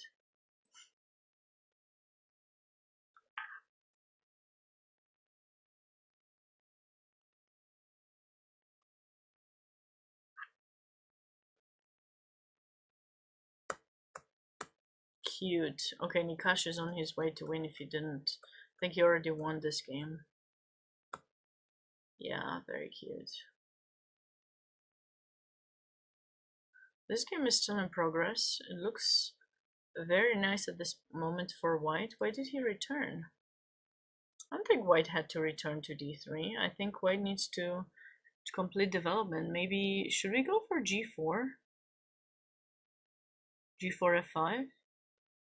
Or would you trade the bishop, or would you try to play f5?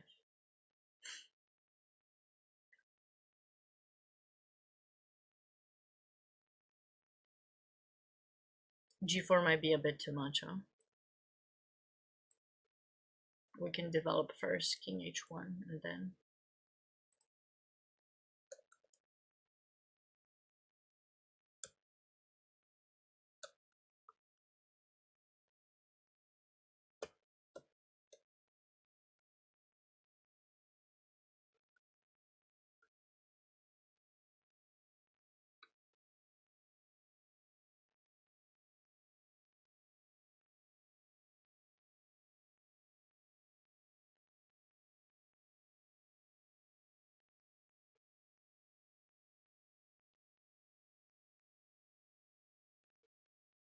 Actually, in this position, Aditya has stopped all counterplay on the queen side, and now he might switch over with rook h1, h5, and build up the attack on the king side. Actually, that would be actually quite nice. I think that's what he's prepping to do. And he's set his queen in d3 to be looking towards h7. So when the rook comes in, you know, it makes sense. The queen can also be brought to f3. Ah, knight g1, knight f3, maybe to bring it there also. White is not in a rush to play h5. That move can be played almost any time. You just need to make sure black will not have any kind of breaks with f6, e5, or g5, I think. So it's looking good for Aditya, and he has double the time than his opponent, so that's nice. Okay. All right. Henry is putting some pressure on black, and actually,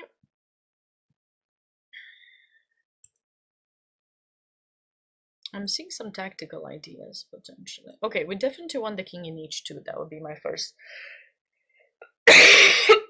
Sorry, my first reaction in the position to try to move the king. But yeah, we'll see. We'll see if that will be played.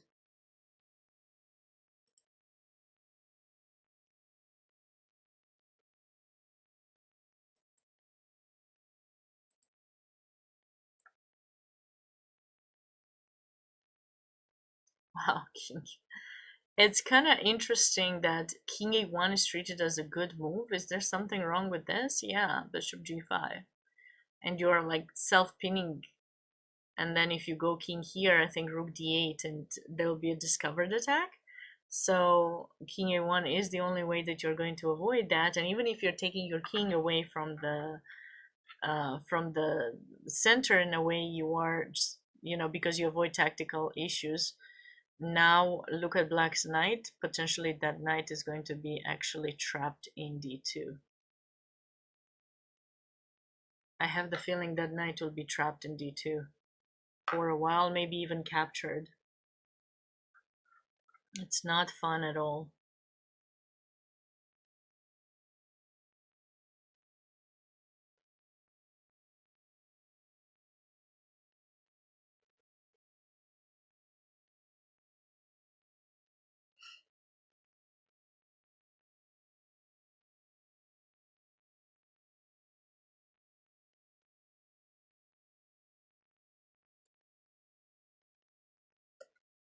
Okay, white avoids the trade, and finally we're seeing g4, h5, h4, h5 probably. No, not h. Not h yet. Why not h? H, then queen.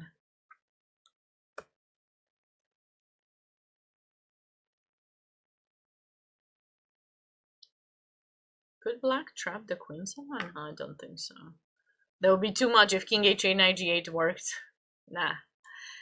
Nah. It would be way too much. Maybe d5? No.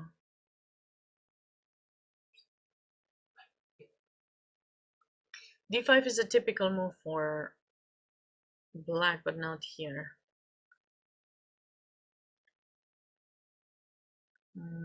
Does this do anything?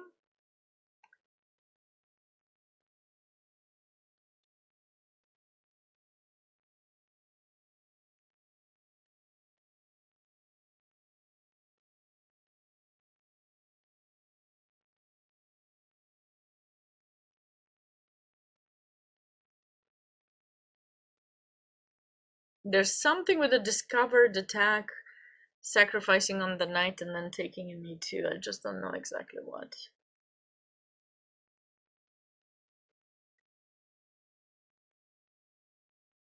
There's no threat though. H5 takes in G6, F takes, and there's no threat. Maybe that's why. Maybe we have time for some. Probably not that, but could we go back? Or is this too much? Too much to hope for? No, because then wait. I'm so close. I'm so close. I know that's the move. And now rook c3, right? Rook c3, pawn c3, queen takes e2, and you got a bunch of weaknesses to deal with. And this is actually kind of a cute tactic I just came up with. Queen f2, with the idea bishop takes e4. Let's go. I just love when I see some kind of tactics. So when I was a kid, I was going to this chess club occasionally for just to make sure that I was seeing some other kids playing chess and not just staying at home with, working on chess with my parents. And there's this kids club, and there was a coach that was occasionally showing games mostly, or giving tactics. That was mostly what we were doing. And that coach was playing just a dragon. And so pretty much every single game that was selected for the class was in the Dragon Sicilian. And maybe that's how I got to be so, aggressive when it comes to analyzing and stuff, because I always saw these sacrifices in c3 happening all the time, or like black allowing that rook in f8 to be captured. Those are very typical for the dragon. And it was annoying because I knew what the idea was, so I didn't feel that I was bringing anything new. But that's why these days when I have students who ask me, okay, what should I do, and I tell them a theme, I always emphasize on the importance of trying to understand what is happening beyond just that one move. That should happen, but can you understand why? So when you actually get the game and you're having a similar position, that there is potentially a tactical idea present that you could take advantage of. Because if you just go and bluntly keep doing that sacrifice, okay, you will know it in that position, but you'll never know that there's something similar in that position that can be utilized in another one. So it's very important to try to utilize whatever work you're doing to benefit you on the long run, not just that pattern recognition thing. Develop your understanding of the position too. So obviously this is the dragon, so my entire description here might not make so much sense because I knew there should be something. But because I knew there should be something, it's usually what's happening when there's a bishop in g7. Here there's no bishop, and I still try to make it work. So maybe take that as something from that. And you'll be like, Sabina, that doesn't even work. The bar didn't move, so I will just assume that I was right. Oh, look at that. Queen f2. Yeah, but now there's no knight in c3. Nothing to sacrifice, mister. I'm sorry, but you got nothing to sacrifice. That's the problem. You got queen f2, but sad. Okay.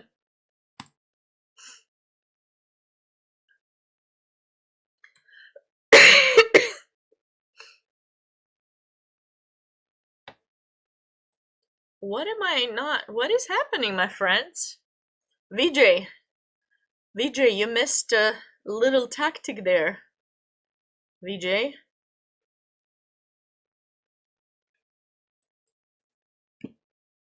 Actually, after this, we can technically, I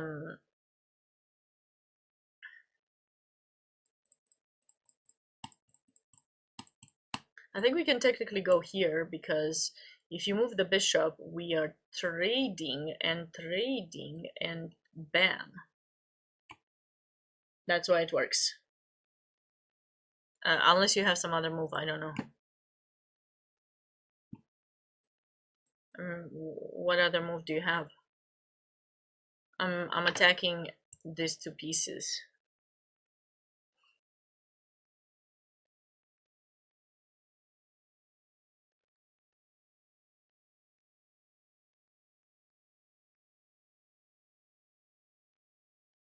right? Did I miss something?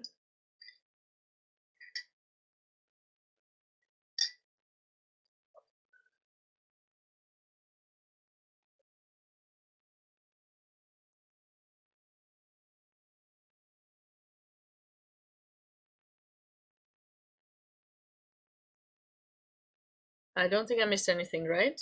The streaming lad.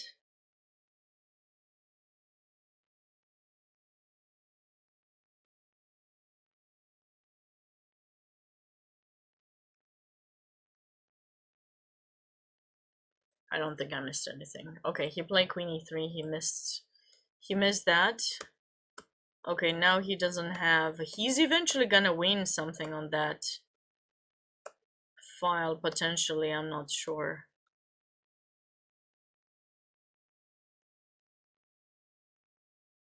You're a chess player? Great. Knight Hunter. You're good? Awesome.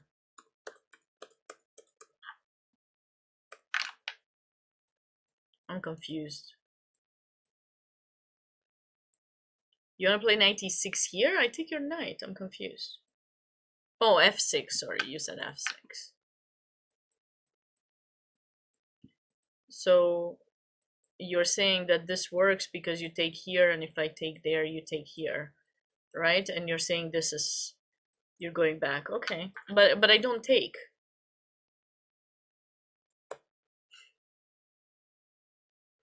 I don't take. The problem is you have hanging pieces. I go, what do I go here? I just move my bishop to g3, and then what do you do? Because you're,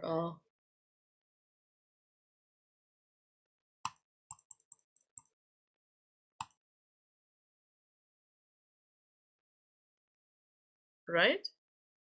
You can't move the bishop because of that, and, you can play here? No, because I take, right? Take, take, take. Take, take. Yeah. Nikhil, which Nikhil? There's so many Nikhils. Nikhil Kumar? Nikhil.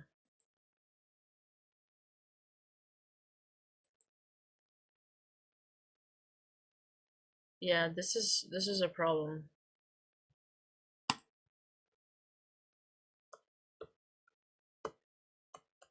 Well, missing that is not really helping. Queen f3.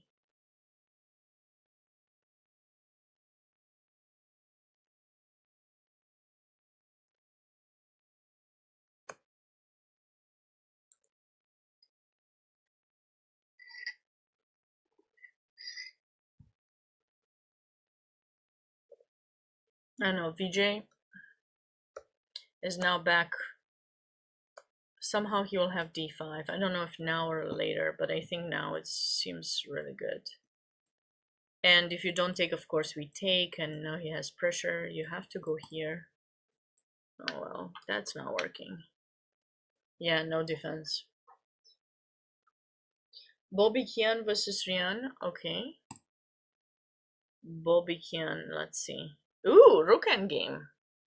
How did they get into this? Ah, okay, so from bishop knight.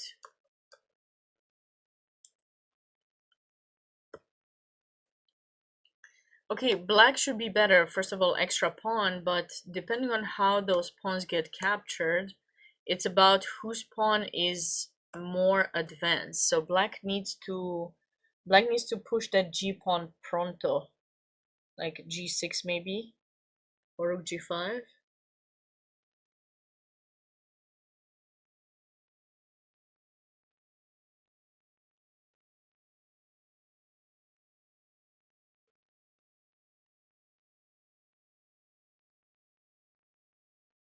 Oh, there are too many Rians? I didn't see. There are a lot of Rians.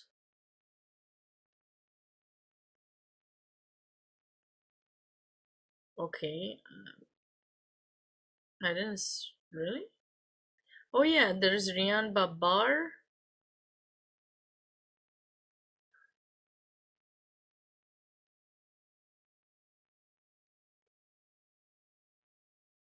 Okay, you said Bobby, so I presumed it was this game. What is the fastest way for black? I'm not even sure. Rook f4 was necessary. Maybe black should have played a6. Although... Or maybe... No. Why, because f5? F5 coming in with tempo. So then is g5 an option for black? No, because I think we'll have this.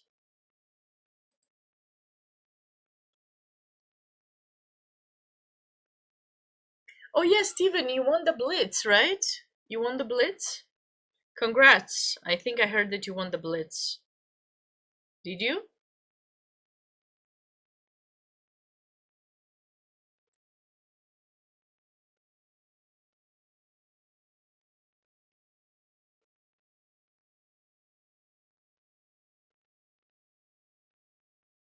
Let's check.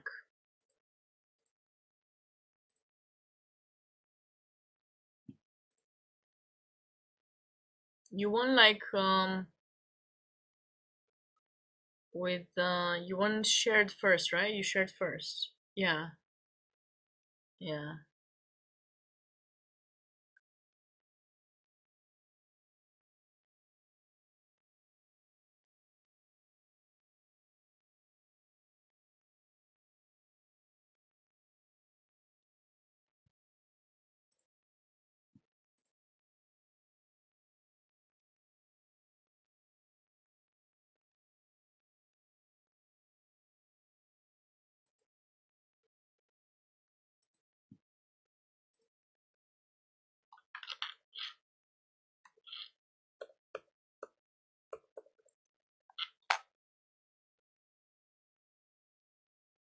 Wait, why not this?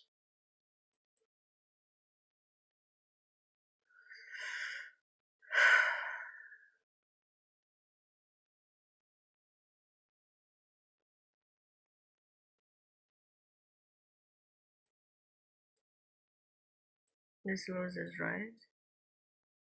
Yeah, we don't have time.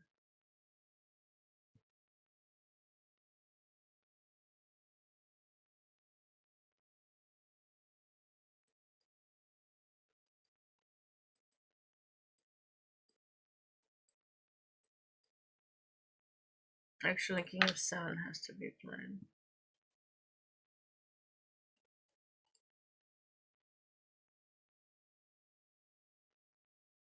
And black is winning here.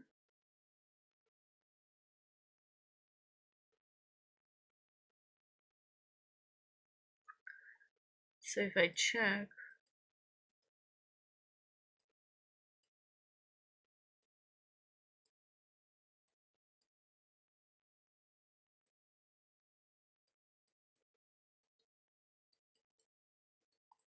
black should be winning this, I think, right? Yeah, but king b3 has to be slow, but I feel like there should be a way for white to try to draw this, but I'm not seeing really anything.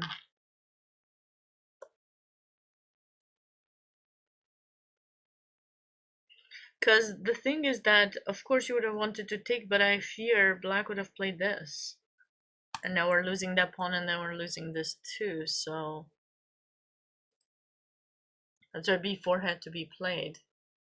But f5, I mean, this is a wise decision. So in rook endgames, especially with a lot of pawns like this, the rank of the pawn is the most important. So it doesn't matter you're up, 10,000 pawns, you need to make sure your pawn is more advanced than the opponent's. So I guess that is probably the best thing. Pawn races are confusing. Tell me about it. You need to spend the time and calculate to make sure you're not dropping some unexpected check or unexpected idea, because I almost didn't see that idea with this check. So king h7 allows rook f8, right? So white can save themselves. And it's kind of interesting that here this is basically the only way that white's not gonna lose on the spot. But as we saw, this just kind of makes it easy for black. I mean, it's not gonna be that easy if this game actually goes this way. This game will last forever. I mean, we do have a couple more checks to try to win one of these pawns, but I have the feeling this game will last a while because queen endgames always last a while because there's a bunch of checks that you have to meet at some point to have like the right covering spot and then advance the pawns further. It takes a while. It's not that easy, you know. So we always have to be mindful about the advancement of pawns. Any other interesting position that you guys have seen that you want me to look at? Ooh, this game has finished quite fast. I didn't think white was doing that well. I thought black was perfectly fine here. Did he blunder?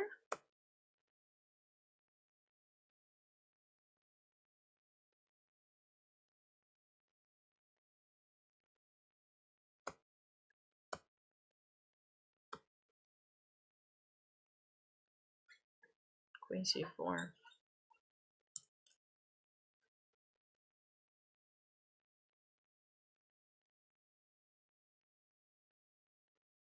So I got a question, okay?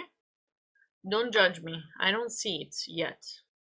Is there something wrong with this move?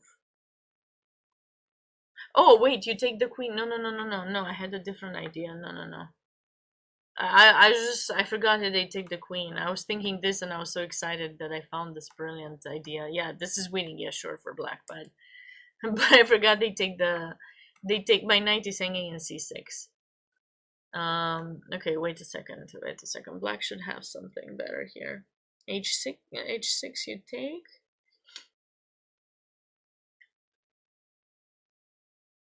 F6? Is F6 super terrible? Yeah, probably. If I put the queen here, you still take, right?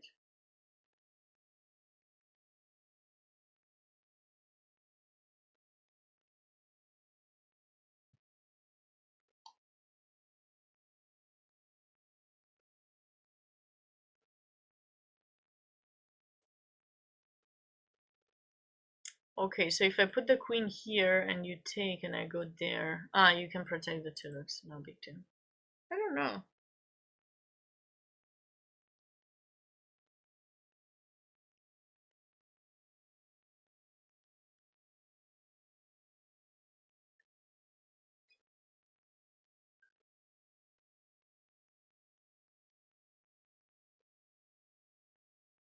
Make whose game?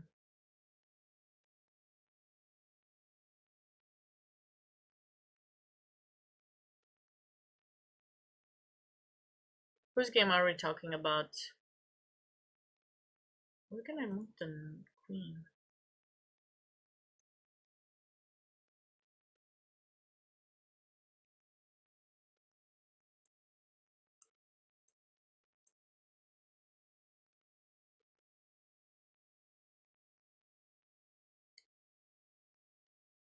Oh, wait. I'm silly. I was gonna go for this actually, not rook e5. Oh, yes. Now we're talking. Ah, I can still see a move or two. You can't take as of this. And if you take, we got this check. Yeah.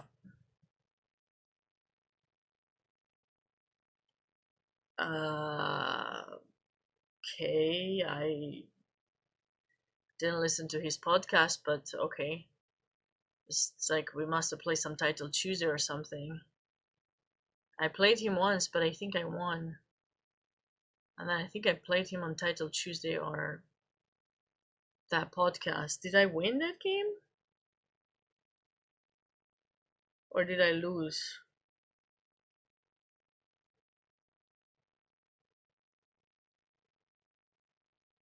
I won it? Okay, that's good. I should check it out. Okay, well, I should check it out. I don't know.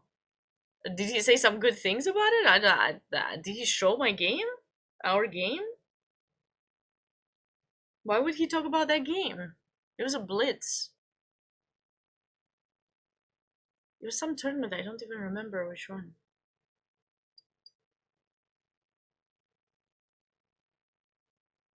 Good to know. I will listen to the podcast now. Maybe that was your way of making me listen to the podcast. I'm behind with a lot of podcasts. I need to make my own. Oh my god, I forgot. I forgot to get the podcast. Oh my goodness. This is bad. I need to send an email. Good that you reminded me about podcasts. I have a special guest that I want to invite on. Actually, for those of you who don't know, US Chess is putting together various podcasts. They're pretty cool. I'm the host for one of them. I usually invite female guests. National Master Brian Tillis, the marketing and communications manager at US Chess, also has one move at a time. And then Devon also has one. And you can read more about the podcasts here. You can check out all of them. And yeah, there's always should be something being posted. Next year I'm very excited because I will be doing one every month. This year I kind of skipped a couple of months, unfortunately, due to my voice being completely out. But I do want to have a couple of special guests, and I'm always looking for inspiring female chess players for the young generation. I did have a few young generation players as well. Of course, it's not easy to get every single person that you want because, of course, life life schedules and things like that. But I do have a couple of people in mind that I think will make great invited people. So if you haven't checked out mine, be sure to do so if you don't mind, if you enjoy podcasts. And I'll be sure to check out other people's. I usually do. There are a few podcasts that I listen to, but you know how you don't always get the chance. So anyways, this would have been a cute tactic I'll definitely have to mention about queen c4 allowed this, and now just rook takes h6 is just game over. Knight f6 is kind of unstoppable there. So it was tough. I don't know if black still survives after this. Probably, because you got what, a check? But then there's this issue here. You don't have time now. I'll take your knight. So what about this check? I think you have to take, check, not check.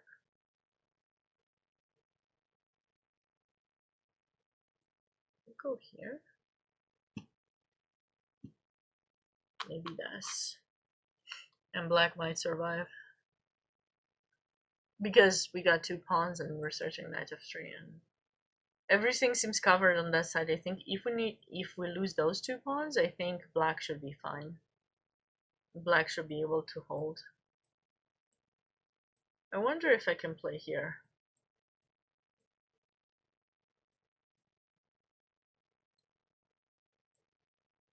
I think this should be a perpetual.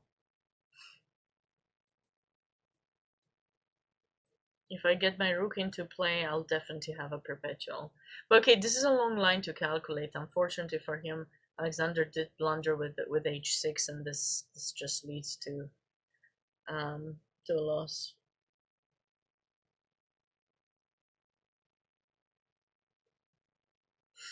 Are you going to play US Championship again?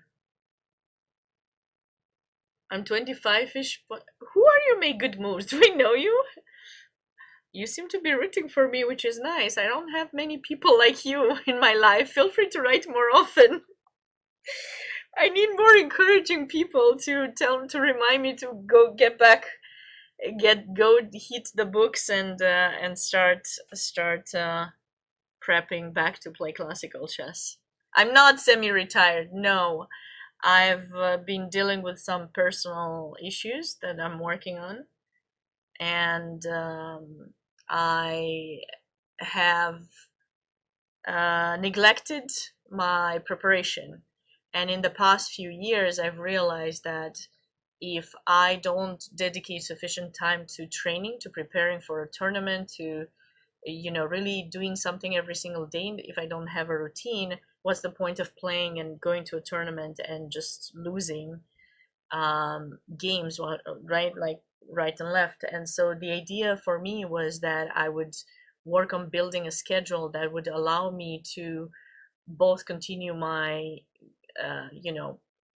working on chess with the work that I'm doing, which is mostly personal coaching and commentary. So that's been mostly what I focused on, and then do that. But somehow I focused a bit too much on trying to make a living that that I have neglected playing in tournaments. As you guys know, it takes a little bit of a financial toll to compete in tournaments, to raise your ratings. So I have not retired. I'm very happy to say I've not retired. I believe in order to be a good coach, you have to continue um, playing, training, and playing, because only that way you can really show your students, like inspire your students to continue to work and understand that there'll be ups and downs, there'll be moments where you make mistakes, there'll be tough tournaments where you expect to do well and you're not going to do well for whatever reasons, and you always have to stay objective to see what went wrong and work on bettering yourself for the next tournament, and always look for a longer period of time to improvement rather than just feeling that it's over. So obviously, you need to find the spirit, to find a way to inspire others. That's usually what I hope to be able to do. And yeah, I haven't worked, so there was no point for me to play, but things may change for next year. We'll see how it goes. Yeah, definitely. Both Tatev and Gauri have made IMs. Both have played very well recently, so kudos to both of them. And yeah, there's been some other players who've recently become grandmasters as well. There's always, a period um, of training, and then sometimes it takes longer for some people than others, but it can happen. You just need to work and believe believe in it. Realistic. What do you mean? I think Nico became a GM. Nico Chasen. He recently became a GM. I think he made his last GM norm, if I'm not mistaken.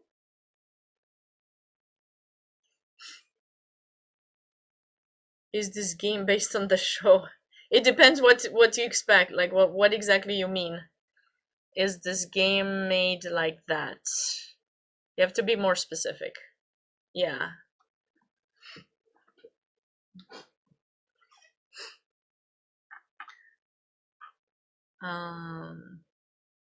Looks like here we're gonna have a draw, and that's gonna be a pretty good result for Arco. Amog might still be tired. He's had a delayed flight, and looks like, I think this is just gonna be repetition unless you want to play queen b3, but I don't know if you really want to do that. I think you risk of potentially losing that. Yeah, queen e2 played instantaneously, and Amog doesn't have enough time.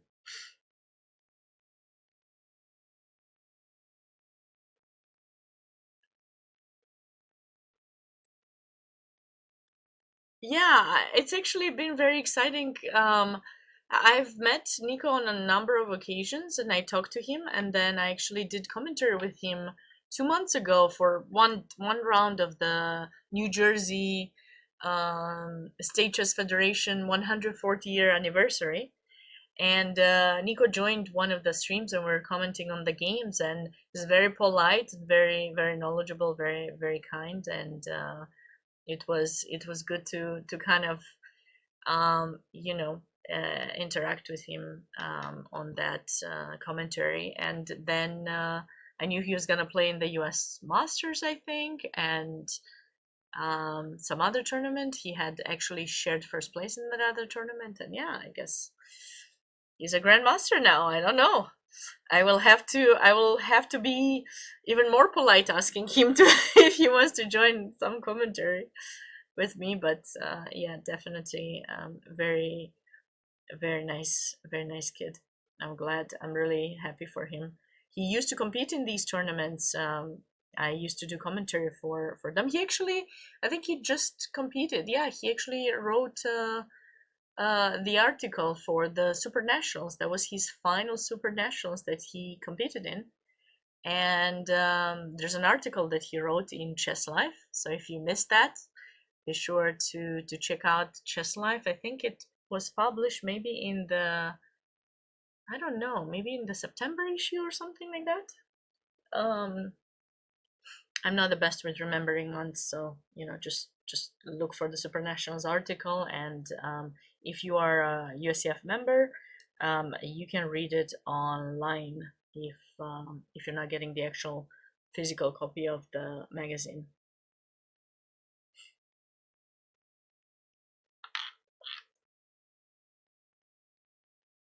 I'm always going to try to find some way to improve, but I don't know. It's not gonna be easy in this game. So what happened in this game? Why does it say white won? Is it black felt that he lost another pawn and then he decided to resign?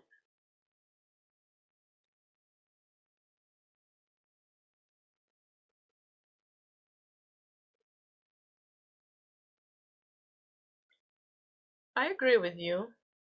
Made good moves.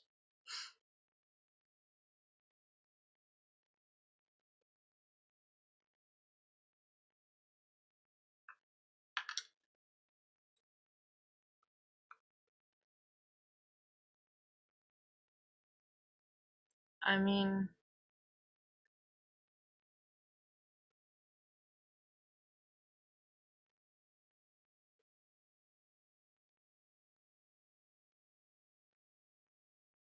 this. I mean, if you take, he takes, and then he takes here, so you can't do that. But what about rook?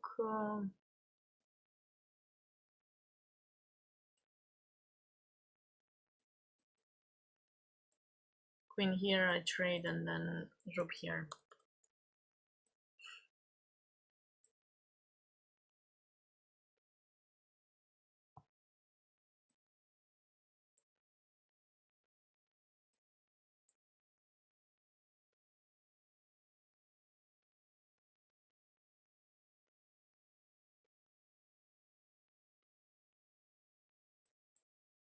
I feel like black can still play here.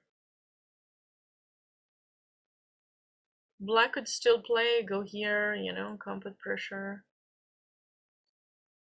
Yeah. Yes, previously the broadcasts were only rounds 5 to 7. This year with the Super Nationals, we decided together with Brian that it might be nice to cover the entire tournament. So I did cover the entire Super Nationals, and then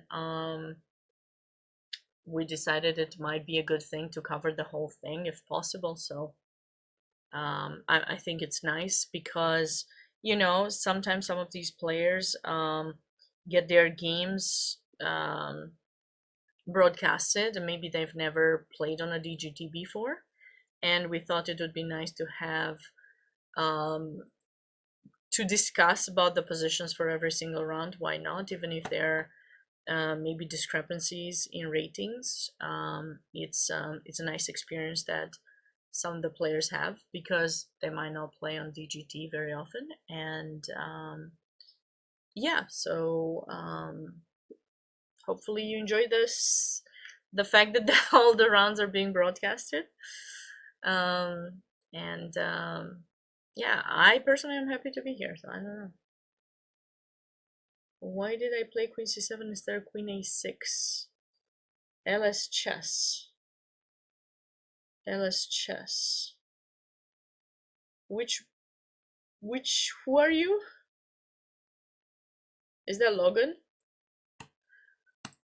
Logan. Where's Logan's game?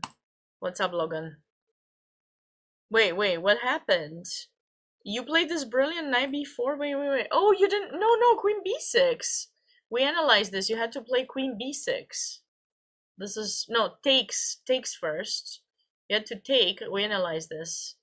Takes queen b6. Brilliant idea. Knight d4. Only move because otherwise, if they take, obviously you're gonna mate them. So knight d4, and here what did we say? Rook e8. Tempo. And now you can take the... And I don't have any more moves, but this position should be good for you.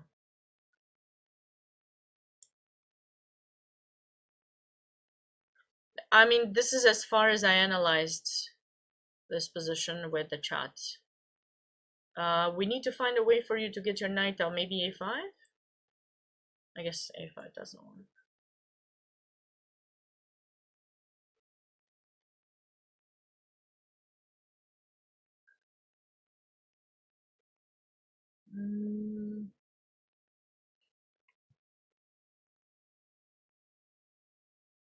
You need to get your knight out.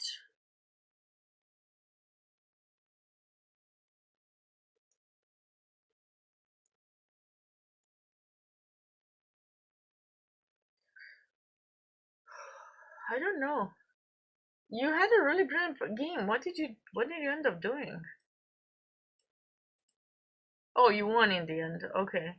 But like this position, I mean, let's come up with something good here for black. Yeah, I understand it looks a bit scary to have the knight in a2 from a human perspective. I understand. But he had a lot of time, I think, potentially. Rook e4, rook d4, queen b2.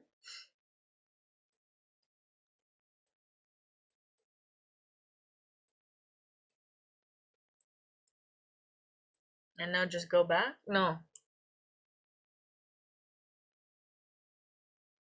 Now queen b4 check. And then rook e8, and you continue. Very cute. Queen c3? You can't. There's a knight. What?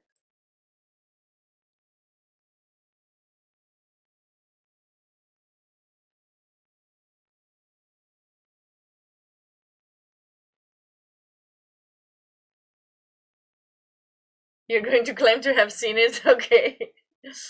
All right, so let's go back to the position. Okay, so let's see what Logan is saying. Thanks for stopping by the way. We do appreciate it. I do appreciate it. I mean, you got a draw. I gave you a draw. You gave me a draw, so you know. we'll pretend like it's give back time, Logan. But really, okay. So knight b4. What are you saying? Knight b4, right? That was brilliant. That was a brilliant move, like, obviously. Knight b3, so I thought you had to take, because, yeah, like, you have to take there, right? The link is pinned, the link is pinned in the chat, Elshan. Do you not see it? With the games?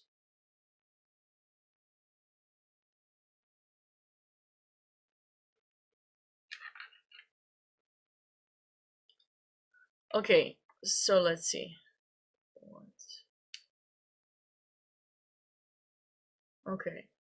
All right, let me see what he's saying. Fe, queen e5, queen b6, knight f d4, rook e8, queen g3.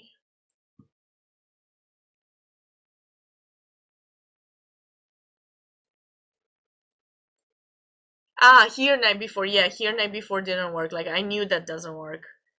Yeah, that doesn't work. Yeah, but that's why you don't take the knight out just yet. But this idea suggested by Michigan Egan is definitely really really cool. I love it. Rook e4. It's very nice, yeah.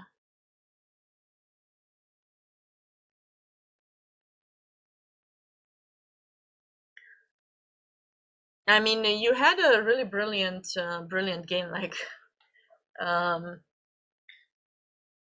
I really liked it. I didn't see the end. We were looking at other games.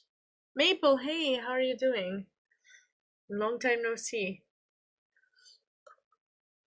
So you play Queen C7, and what could he do here? Can he actually take an F6? He can, right? Oh, so he missed it. That's okay. That's okay. You won. You won. Chill, calm. You got 5 more rounds to play. It's like we live and learn. Like it's a position where you should have spent time. I don't know how much time you spend there, but you have to spend time to make sure you find the right continuation. I don't know that you spent enough considering how much time you have left here, but that's all I can say because chess.com doesn't really show you the time. So what happened? So you basically took, and now what you had?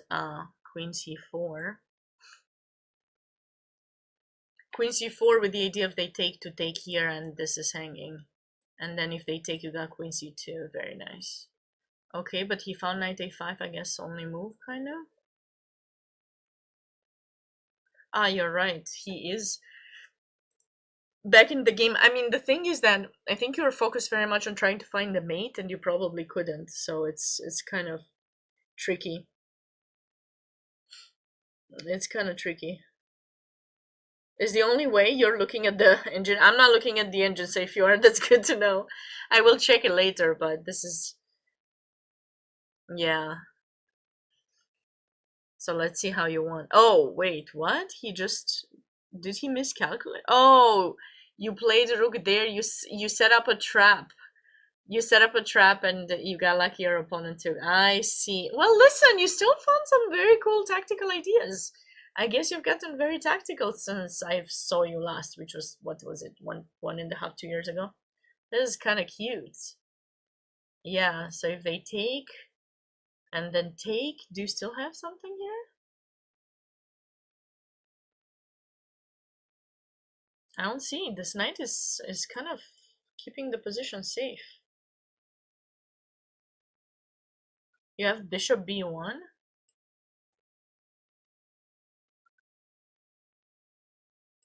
Can't they sack the exchange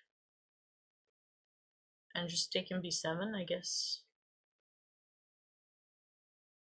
I can I sack the exchange? Maybe not. Because you take a5. Okay, 1 second. What do I do here?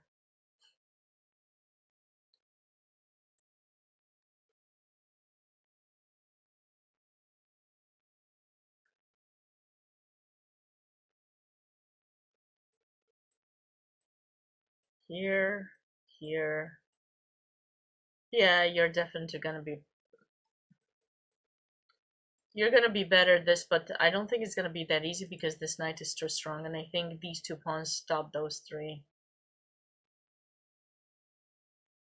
Yeah, that's what, yeah. Exactly, Logan. Um, but does he not have like a better move in this position instead of taking? Is there no queen retreat or something that way can do? Because you want queen a3 and then infiltrate, right? Like, what if I keep my queen? Oh, that bad. What do? Do you just keep phone? No. Queen a3 takes.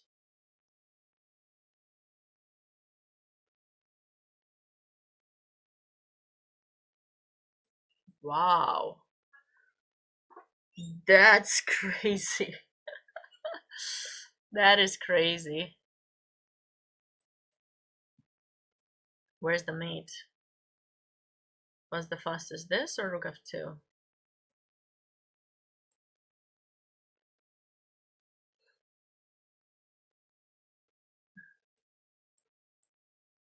I feel like there should be a mate somewhere. This is very deep.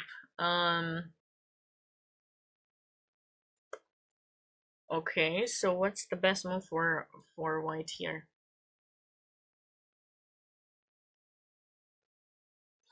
Okay, so could I actually take an f5? Or you're doing the same thing? Wow, I just can't believe this.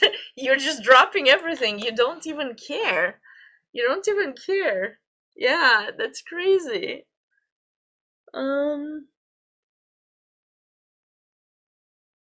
there must be some move for white.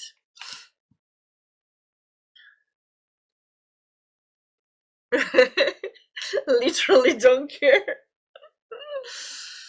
I mean, it's just basically, oh, you want, as a human, right? You want to grab all material. We're materialistic in chess, especially. But that pawn in d5, every time we take it, something's gonna happen to the white king. Some skewer, some mate, something. You know, like it's never safe. Oh, okay. I have a crazy idea. What about this? No, I want to be fancy. I guess you can just take it, like whatever. Again, you don't care. And d4, right? Or rook takes d4. That's even that doesn't work. I'm gonna find the move. I will find it.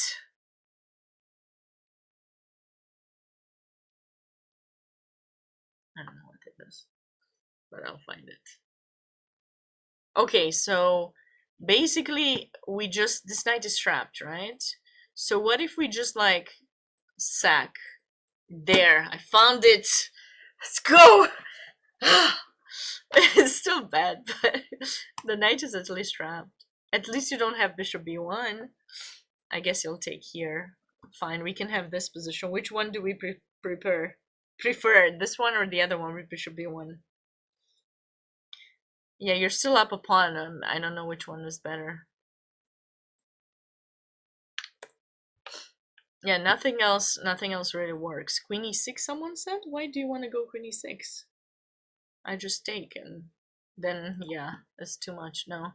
Queen g7 is, or queen h8. At least your king will be a bit further from the center, and then I take. And then we get this position where this knight is kind of strong and annoying because it controls a bit too much.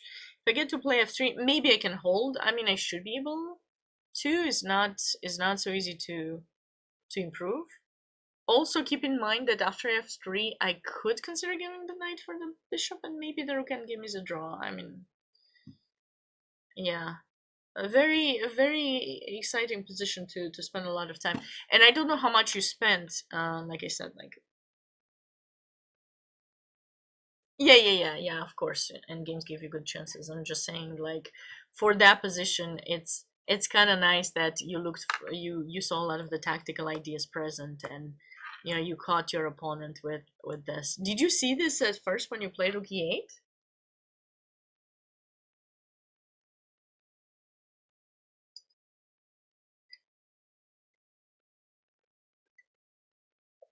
Good job. Good job. I'm very proud to hear that. Very nice. Yeah, I know, but you had to calculate earlier and you didn't just see it when you played that, right? Um yeah, I don't know what you're doing, but keep up what you're doing, and keep growing. And I think you won. Did you win the Bughouse with your partner by any chance?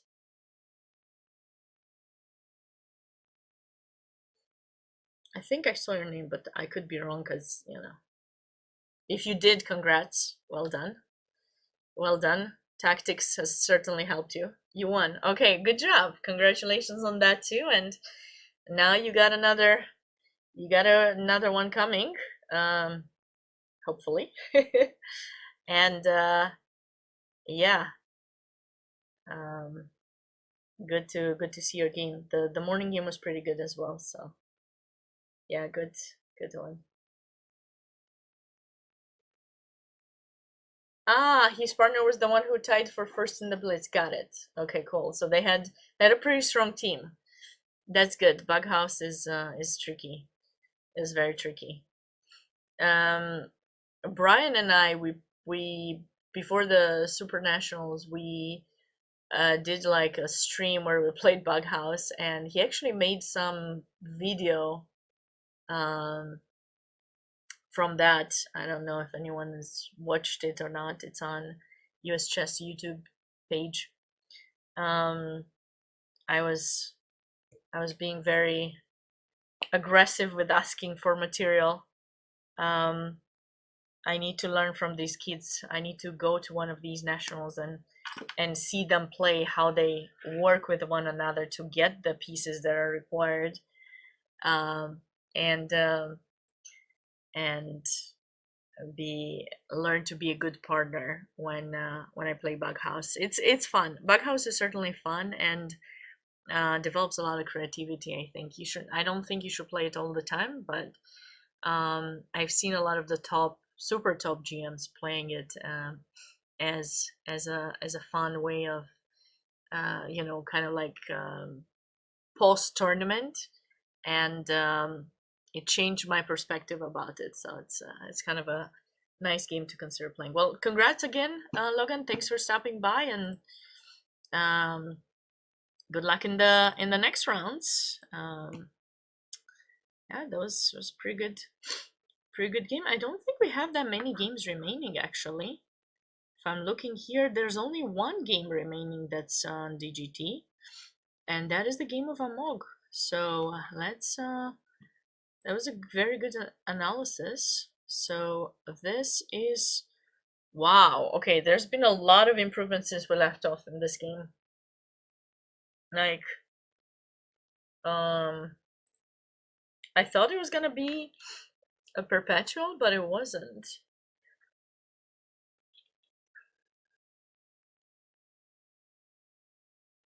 Wait, why didn't black play check?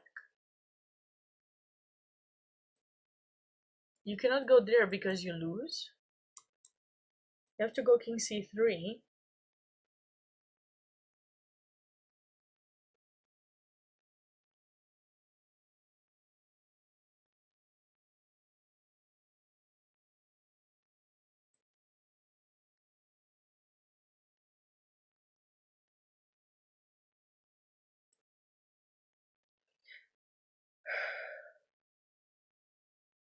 I believe there's a way to win material here. I'm just trying to figure it out.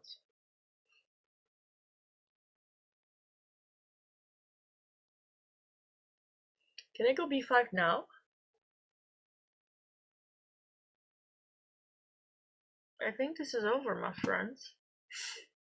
This move was very bad, very badly placed, the rook.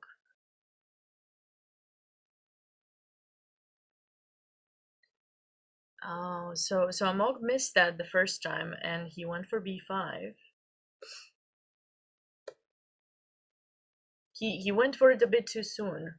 Yeah, white should just accept the draw. I mean, but I guess he saw those pawns and he thought he should play for a win, but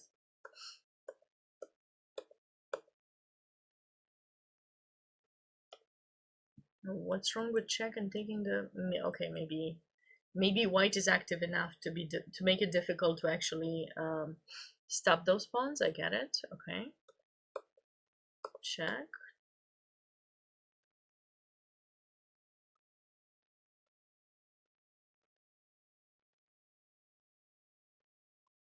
White is really trying to win here.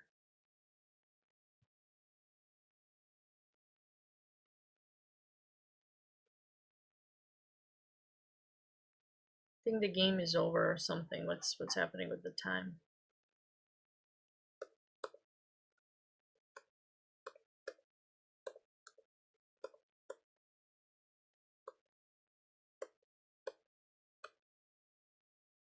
Oh no, not queen f2! Not queen f2! There's gonna be a perpetual now! There's no threat, there's no check, there's nothing. I think you can just push, right? There's no check.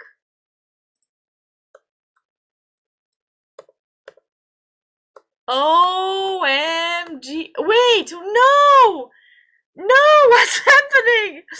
Oh, you have to be... He doesn't have time, though. Amok doesn't have time. I think He has to stay on this diagonal for checks, so the king doesn't escape. Like on dark squares, I think. And then on that diagonal, on these two diagonals, I think he's gonna run out of checks shortly. Or not, it depends where white's going with the king. White should have gone to c5, and like those checks are finishing shortly, I think, because we can probably cover or something. Check here, check here, no more checks. Oh well, one more check and then that's it. Okay, there's lots of blunders. Both players are playing on second, so okay, that's not good for. Okay, king g3, no more checks after king g3. What happened? Oh no, did someone lose on time? I'm nervous. I don't know what's happening, but I'm nervous. No! Wait, what's happening? Oh no! Oh, I feel for black. There's so many chances to get a draw.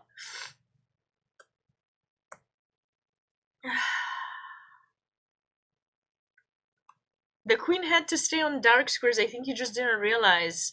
The queen had to stay on like on these, and then now it's perpetual because you just stop the d pawn. If you push, it's not perpetual. Oh no, because he goes to h3. Sorry, we give checks here. My bad. Apologies. I give check here. I give check here so that I can, get you in if you go to h3.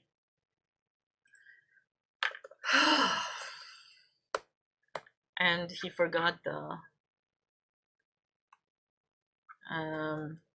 White fought his way to try to win this game. So this is, I think, the first upset. Arko Chakrabartiroy against Amok Tripathi.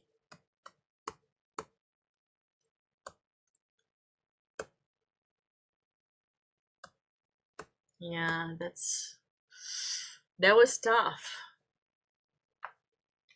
That was very tough. But what an intense round too. I hope you enjoyed it as much as I did. I mean, there were a lot of learning moments from this round, and I can't wait to get into analyzing these games and preparing some positions for JJ to be shown in the article. Be sure to follow Chess Life Online news, as JJ always updates with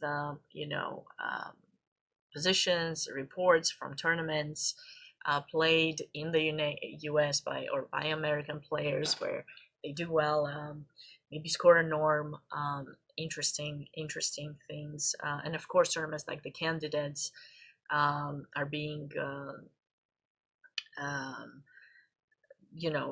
talked about as well.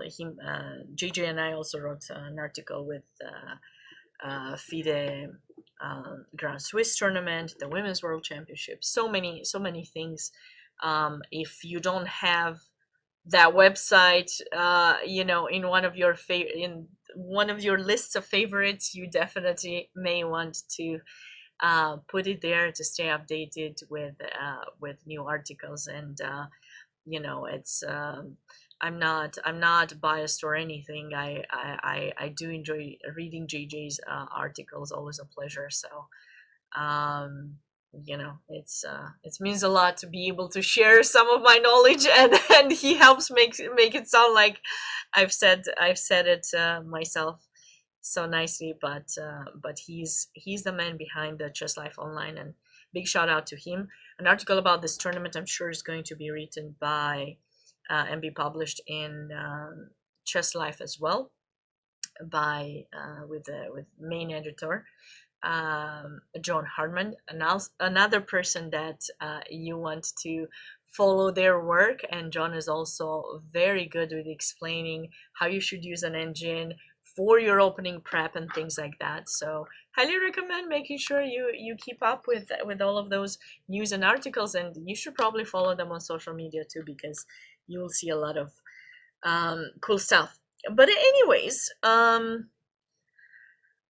today was intense. I better go check out check out some of the games that maybe I missed. There were some beautiful finishes for many of the players. I guess we have had a couple of upsets in some of these games. Most of the results went the way they're supposed to.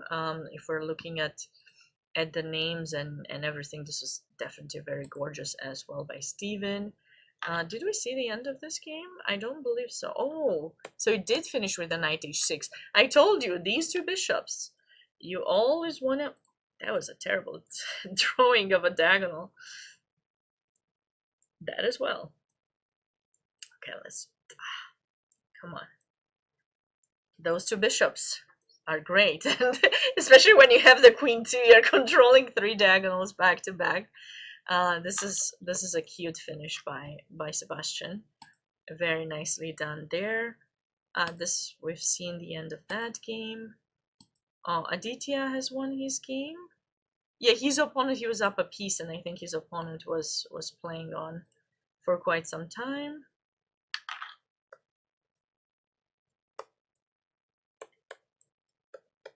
Okay, I guess. Wait, draw. Huh. Smart move. Smart move. Nitish has taken a draw in this position where he dropped a pawn, and it wasn't clear how he was going to come back into the game. I guess white has offered. And although he's the higher rated player, it's better to take a draw now and try to do your best in the next 5 games. A draw doesn't take you back that much, but if you lose in a 7-round tournament, it can certainly take you off the podium chances. So you definitely want to make sure you keep every draw, every half a point very well guarded. What was happening in this game? Oh, cute finish as well.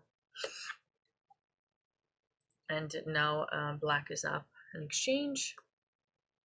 Did we see this finish? Wow. Sacrifices after sacrifices. JJ will like this. This would have been nice, actually. But black decided not to worry about that, and now it's just... The B pawn probably just started marching, yeah. And even if it's opposite color bishops, it's a myth that all of the opposite color bishop endgames are a draw. You still have to block those pawns, and here black is far from those B and C pawns, and it looks like white was just able to... Oh, and even with this, black is playing technically without the bishop. Yeah, very, very nice win by Ethan.